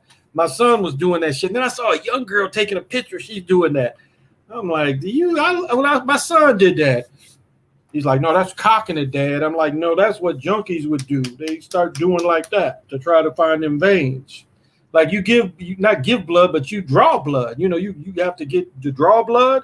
They get to smacking, you know, that's what they'll do. They'll tie you off and they'll get to smacking on your shit. Like, nurse, take it easy.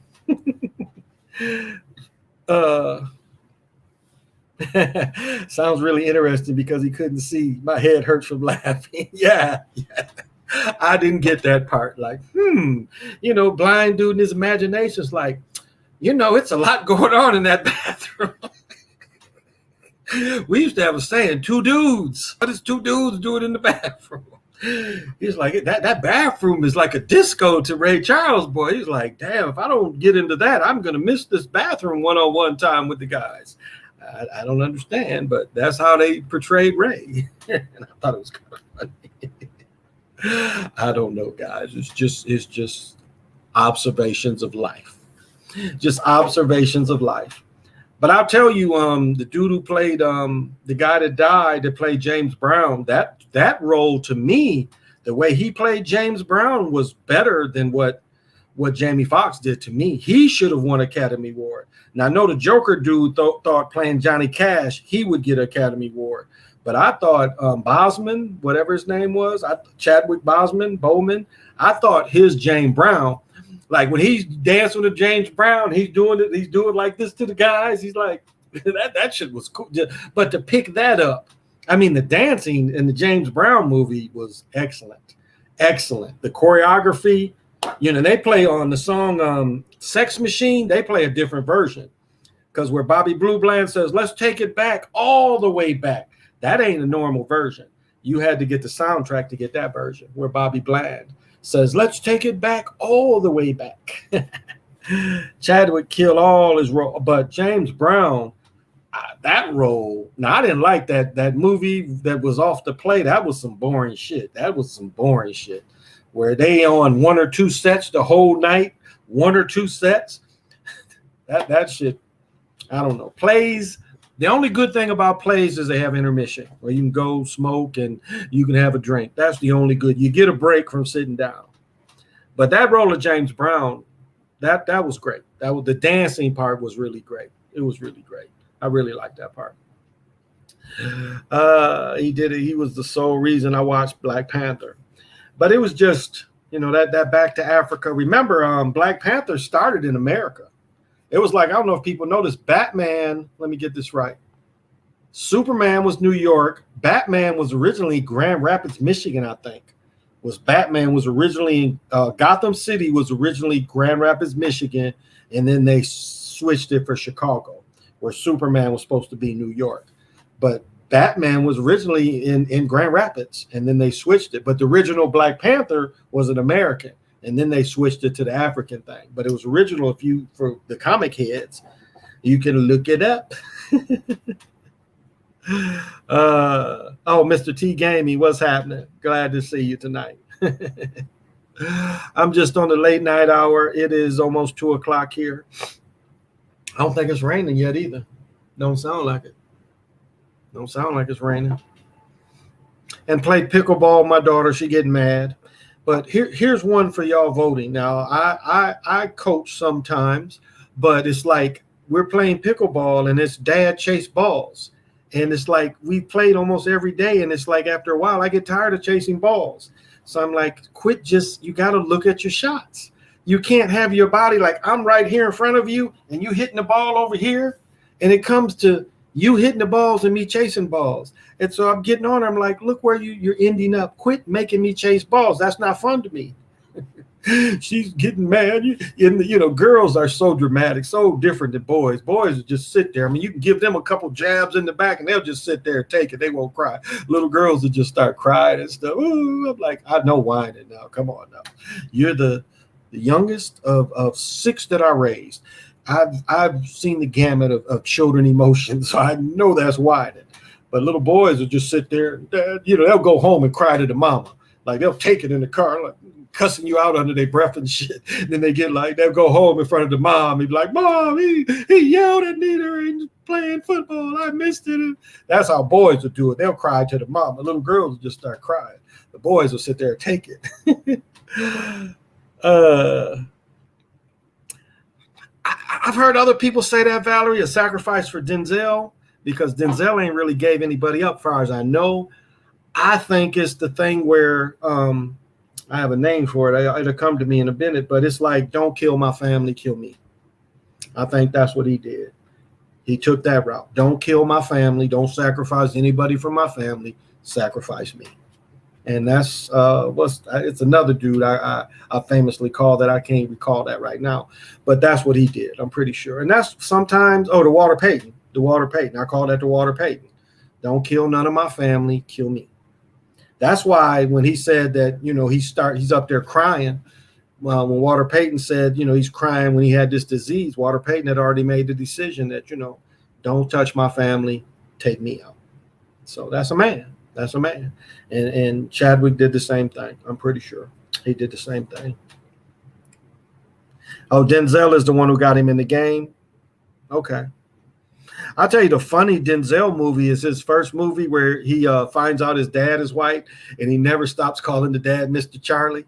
And the dad was rich at first, and they find out that the dad has a black son, and they broke him down. And then, in the middle, he told him that he only came to ruin his life. And his dad was driving a Rolls Royce in the beginning of the movie, and at the end, they drive an old smoky, old 50s like car. And Denzel calls him Mr. Charlie the whole way. And, that was kind of like calling him Hunky, Peckerwood. Mr. Charlie meant all that, Cracker, it meant the same thing. So Adam Silver was international rules. I hope Adam Silver used the international rules in NBA. It's interesting that they gave in for, because, a lot of the international ball used to be the wider lane. Yeah, they got rid of that shit. You notice that? I like where you can play it off the rim. That makes sense. But they got rid of that international lane. The lane used to be wider in international ball. Previous Olympics had the wider lane. And they got rid of that shit. They got the lane like this in the NBA. One thing that about the balls too is you can see where the rotation stopped with that, the way they do the balls. Carbon copy, that's right. Yep, carbon copy. He put money into him and everything. So you could be right. You could be right, Valerie. I guess I didn't know all that. But yeah, his first movie was Carbon Copy. That shit's funny because Carbon Copy was before A Soldier Story. But Carbon Copy was funny as hell. Yep, George Segal. That's right, niece. George Segal. Yep, George Segal. Exactly. My niece cried real tears because she didn't want to wear the shoes her mom was making her wear.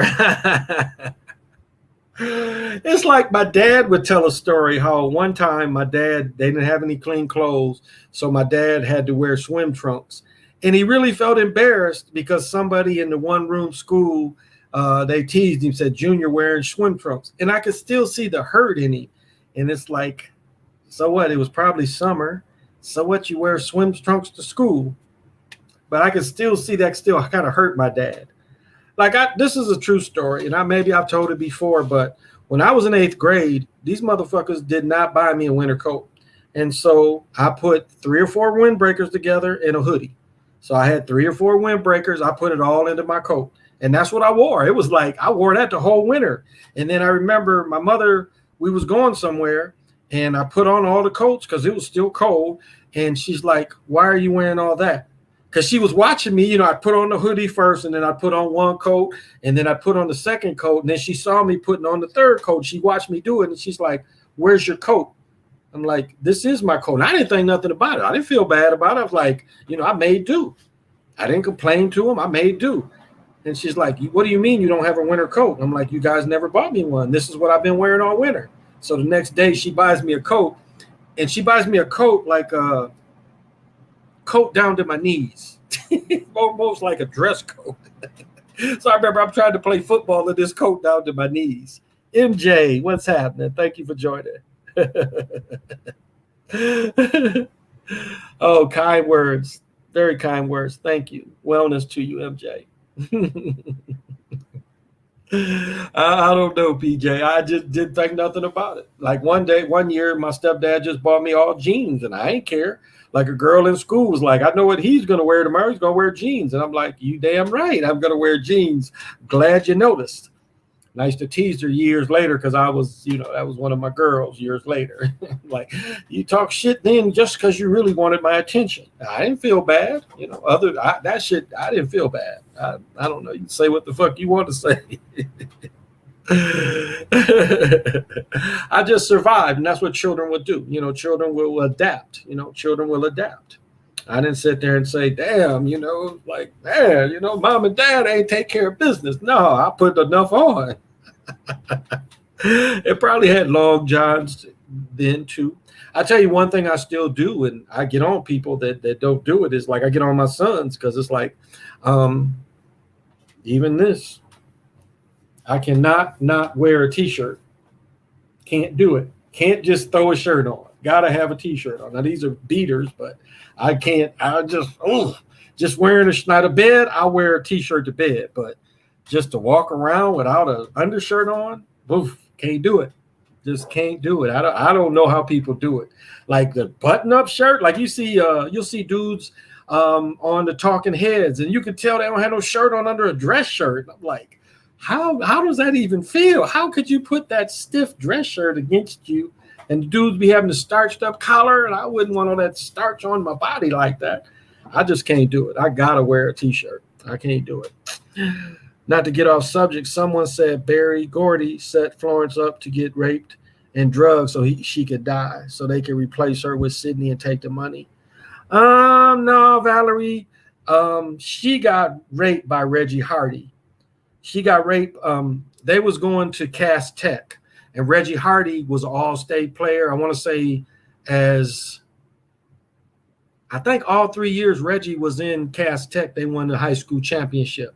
And so she caught Reggie Hardy, offered her a ride, and Reggie Hardy took her and raped her. So Reggie Hardy later, I've said this before, in the movie White Man Can't Jump, when Marcus Johnson goes in there and tries to rob a place and the shopkeeper knows him, that was a real life story of Reggie Hardy. He really did that. Reggie Hardy was the only 7-footer running around like that. But yeah, he got So that was later. But what they did is, I think their first song together was Popcorn. Maybe that's wrong, but I think it's called Popcorn or Bubble Pop, something like that. But Florence was the lead singer, and Florence was prettier. Florence was prettier. Like watch them, and you know they had 5 or 6 hits in a row, but watch them all, and Florence is way prettier than Diana. But Berry Gordy was fucking Diana. That's why he put her in front of Florence, and so Florence was more talented. Like in Dreamgirls, you know, when Jennifer Hudson goes to the welfare office, that's what they did to her. Florence took bad advice. She got a husband that was a gold digger, and she did almost similar to what David Ruffin did, but her deal was a little better. She took $100,000 against all her royalties. She signed away everything for $100,000, not understanding how in time that could have been something she could have left to her children. David Ruffin was even worse, and David Ruffin didn't even leave Motown. He gave up all his rights to the Temptations, and he still stayed with Motown. When he sings his only hit, "I'm Gonna Walk Away from Love," that's still with Motown. So I didn't understand why, like they told the story they fired him. So I'm not sure. It was a strange dark substance in her stomach. Okay. But she died of a heart attack. Yeah, Hardy. His name was Reggie Hardy. Yep, out of Michigan. He was 7-footer. I showed a picture. I can show a picture of Reggie Hardy, I think.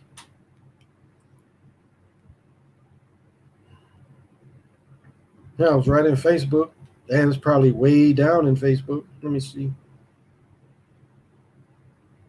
But I showed a picture of Reggie Hardy months ago. See how far down it is. Phone acting funny. Yeah, let me try this. I can just put this in and it'll go to Pinterest.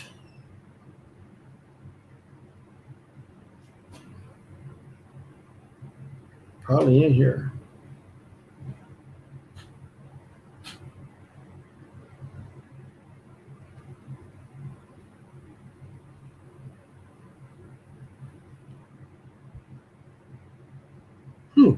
Not coming up.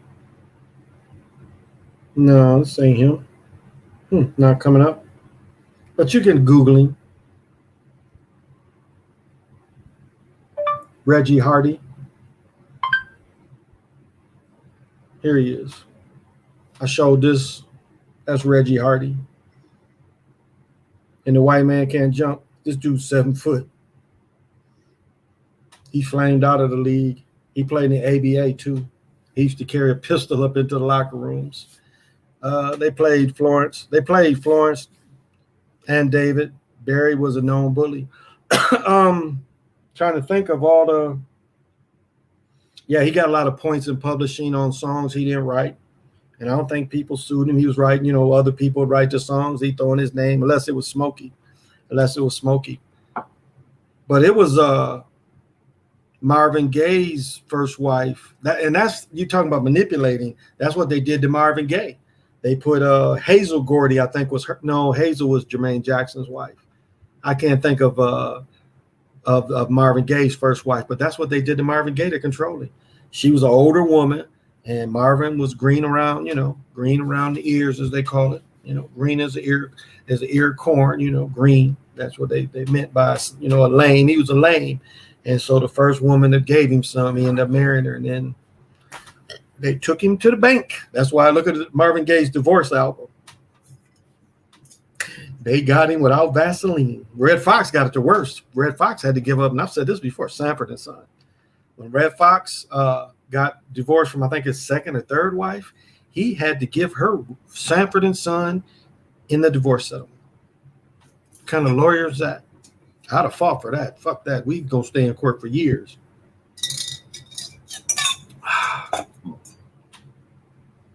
Oh, did y'all catch? I don't know if y'all caught this. Shaq said, did y'all see it? Maybe I said this the other night, but Shaq said he owned J.C. Penney's, and Shaq said he owned Marilyn Monroe. Did anybody else catch that? And maybe I mentioned that last night, but that was some shit that he owned. He paid that Maid's family off to buy the likeness of Marilyn Monroe. Now, her shit ain't selling like it used to, but it's still, it's still out there, her likeness. Took the show. Yeah. So that's, music is the 50 music is a dirty business. I mean, like the way they did Frankie Lyman. Frankie Lyman was Mr. Dynamite, was a hell of an entertainer. And then doo-wop goes away,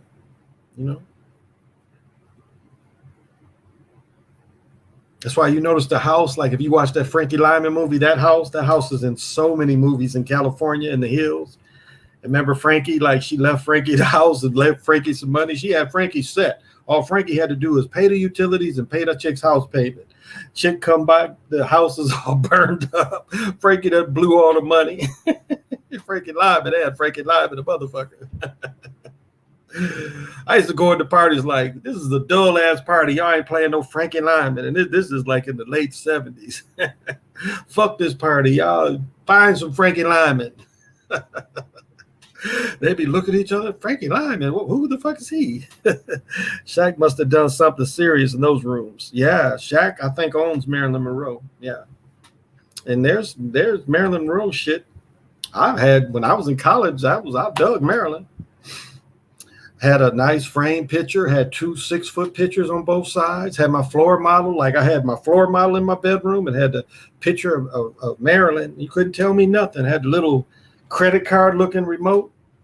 I'm trying to think of how big this thing was. It was a smooth little remote. That's why I used to like TV remotes better than the remotes that come with the cable. Like TV would give you just the smoothest remote, and then the cable box would give you this big clunky thing. But it was a nice little remote. It was like a credit card. And of course, it didn't work with the cable box. Yeah, I saw where he said, he owned J.C. Penney's. Yep. Shaq is going to be the modern day Magic. Of course. Shaq was taught by the same wizard. He was taught by the same wizard. Dr. Buss was a wizard. So Shaq had them same teachings. That's why they want to go out there. Wilt was under him too. Wilt was under him before Magic was under him. And Wilt Chamberlain said he knocked out 10,000 women. I don't think in my lifetime I've known 10,000 women. They say I'm wild. Used to have motherfuckers looking at shit like, no one has anybody got any of this Frankie Lyman? Just talking shit, just talking shit. It was always just a funny joke to me. I used to just have fun. The greatest vocals got Jackie Wilson too. Oh, I love Jackie Wilson. I need somebody to hold my hand, someone who loves me and understands. I want a woman. I want a lover. I want a friend. A woman, I love her, a friend. Oh, I love some Jackie Wilson. I love some Jackie Wilson.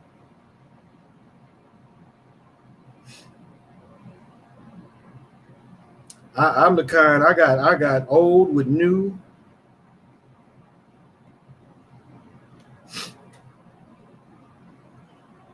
Here we go.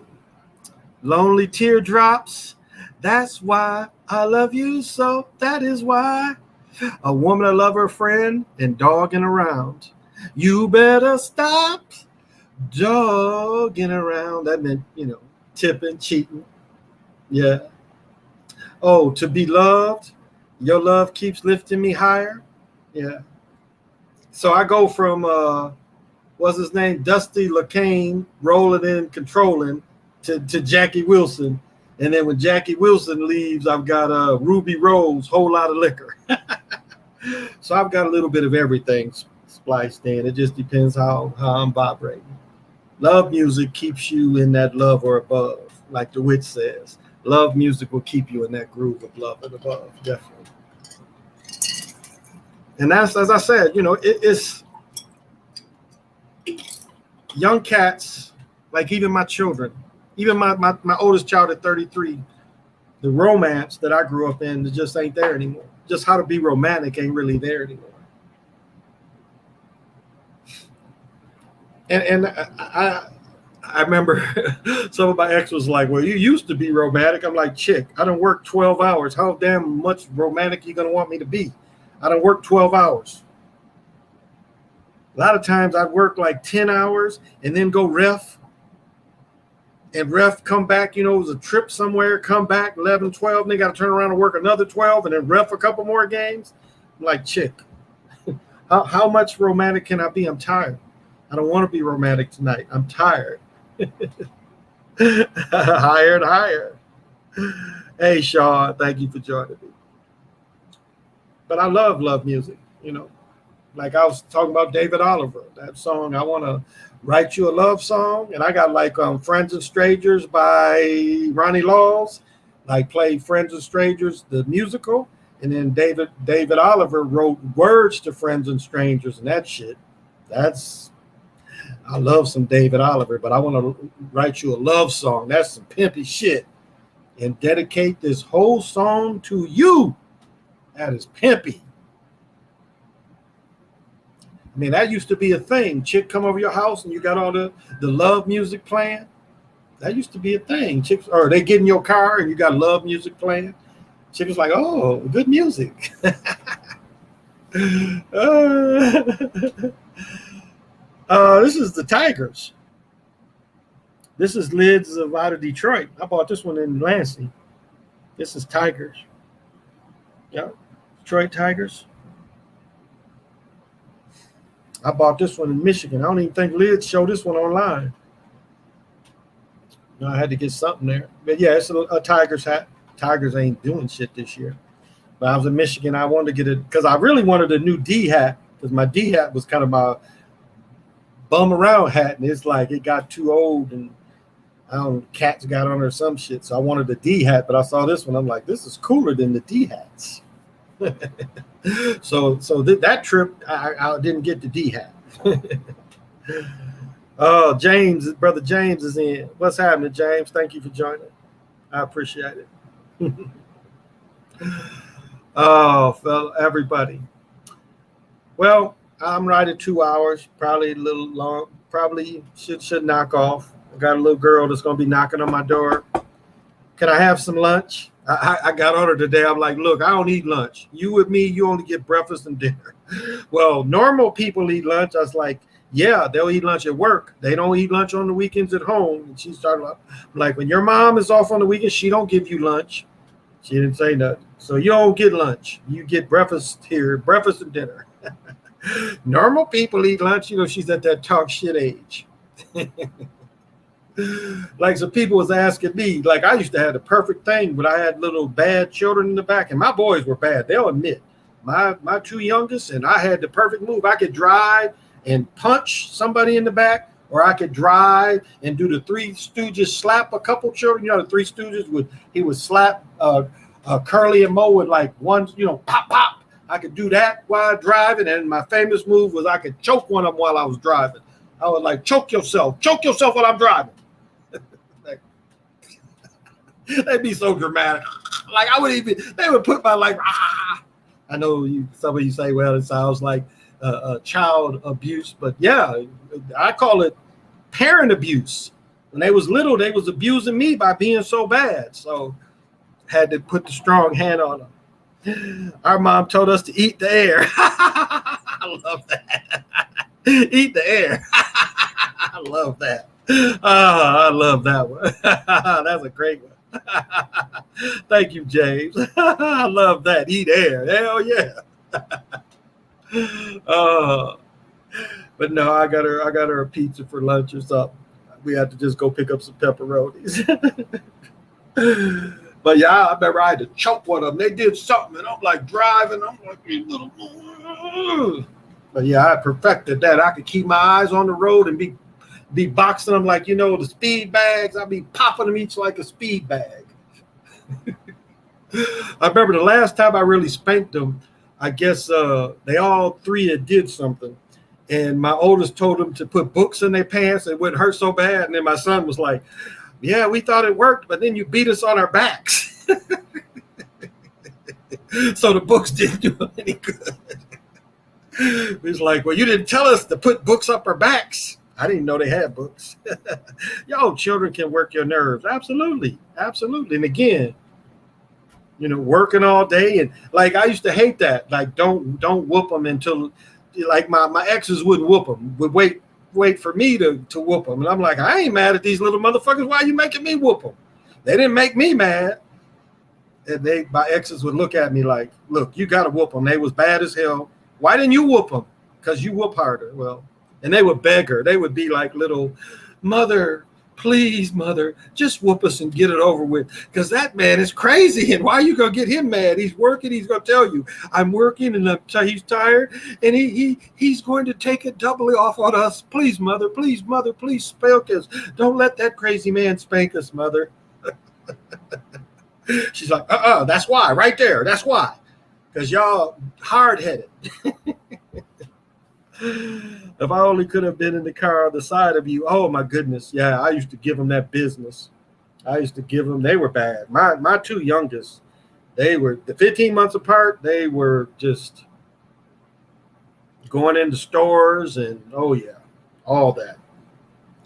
They weren't too bad, but like wasn't no running away because they knew I'd take off on my shoes and blast them with it. So like they knew better. I've said this before. I kept shoes near my side of the bed. So if they came in my room or like on a weekend or something, hey, pow, the shoe would I would hear him. Like hear him start my sleep, reach for my shoe. And as soon as I heard a child's voice, I would just throw it at them fast. As soon as the door would open, pow, they get hit with a size 13 upside their head.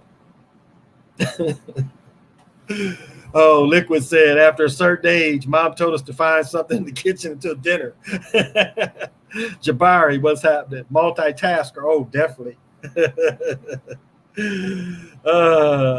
Weekends was lit. Oh, I always make pancakes on Saturdays and Sundays, so I always would make pancakes. Oh yeah, I would blast them. I would hear them in my sleep. Like I would just hear them. Like, yeah, I'd start reaching for that shoe. That door would open. Boom, get them. My mom, we had brunches, eggs, bacon, toast. Damn, they was the days. Oh yeah, I would make pancakes.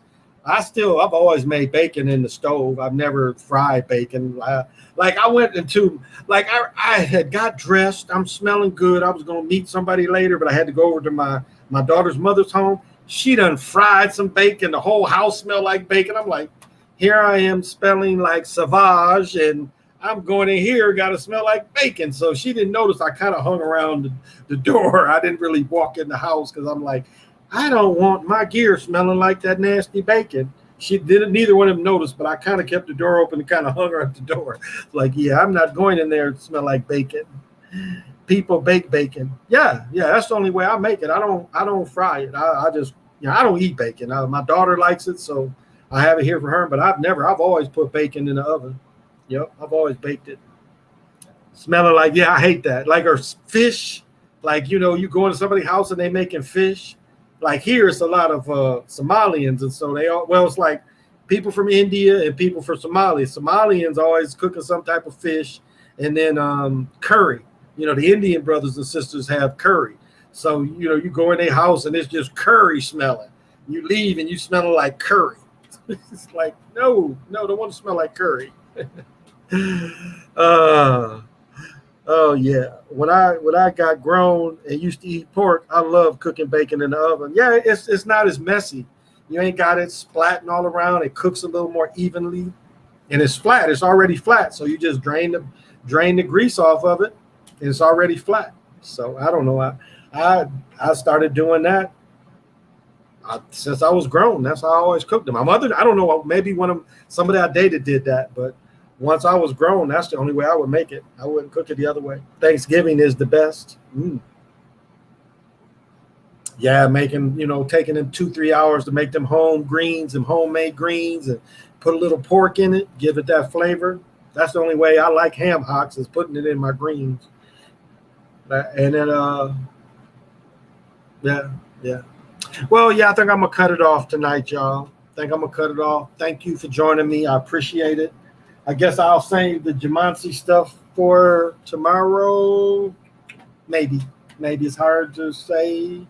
Maybe tomorrow. Maybe. Maybe tomorrow. We'll see. So I'm sorry if I spoiled Suicide Squad for anybody.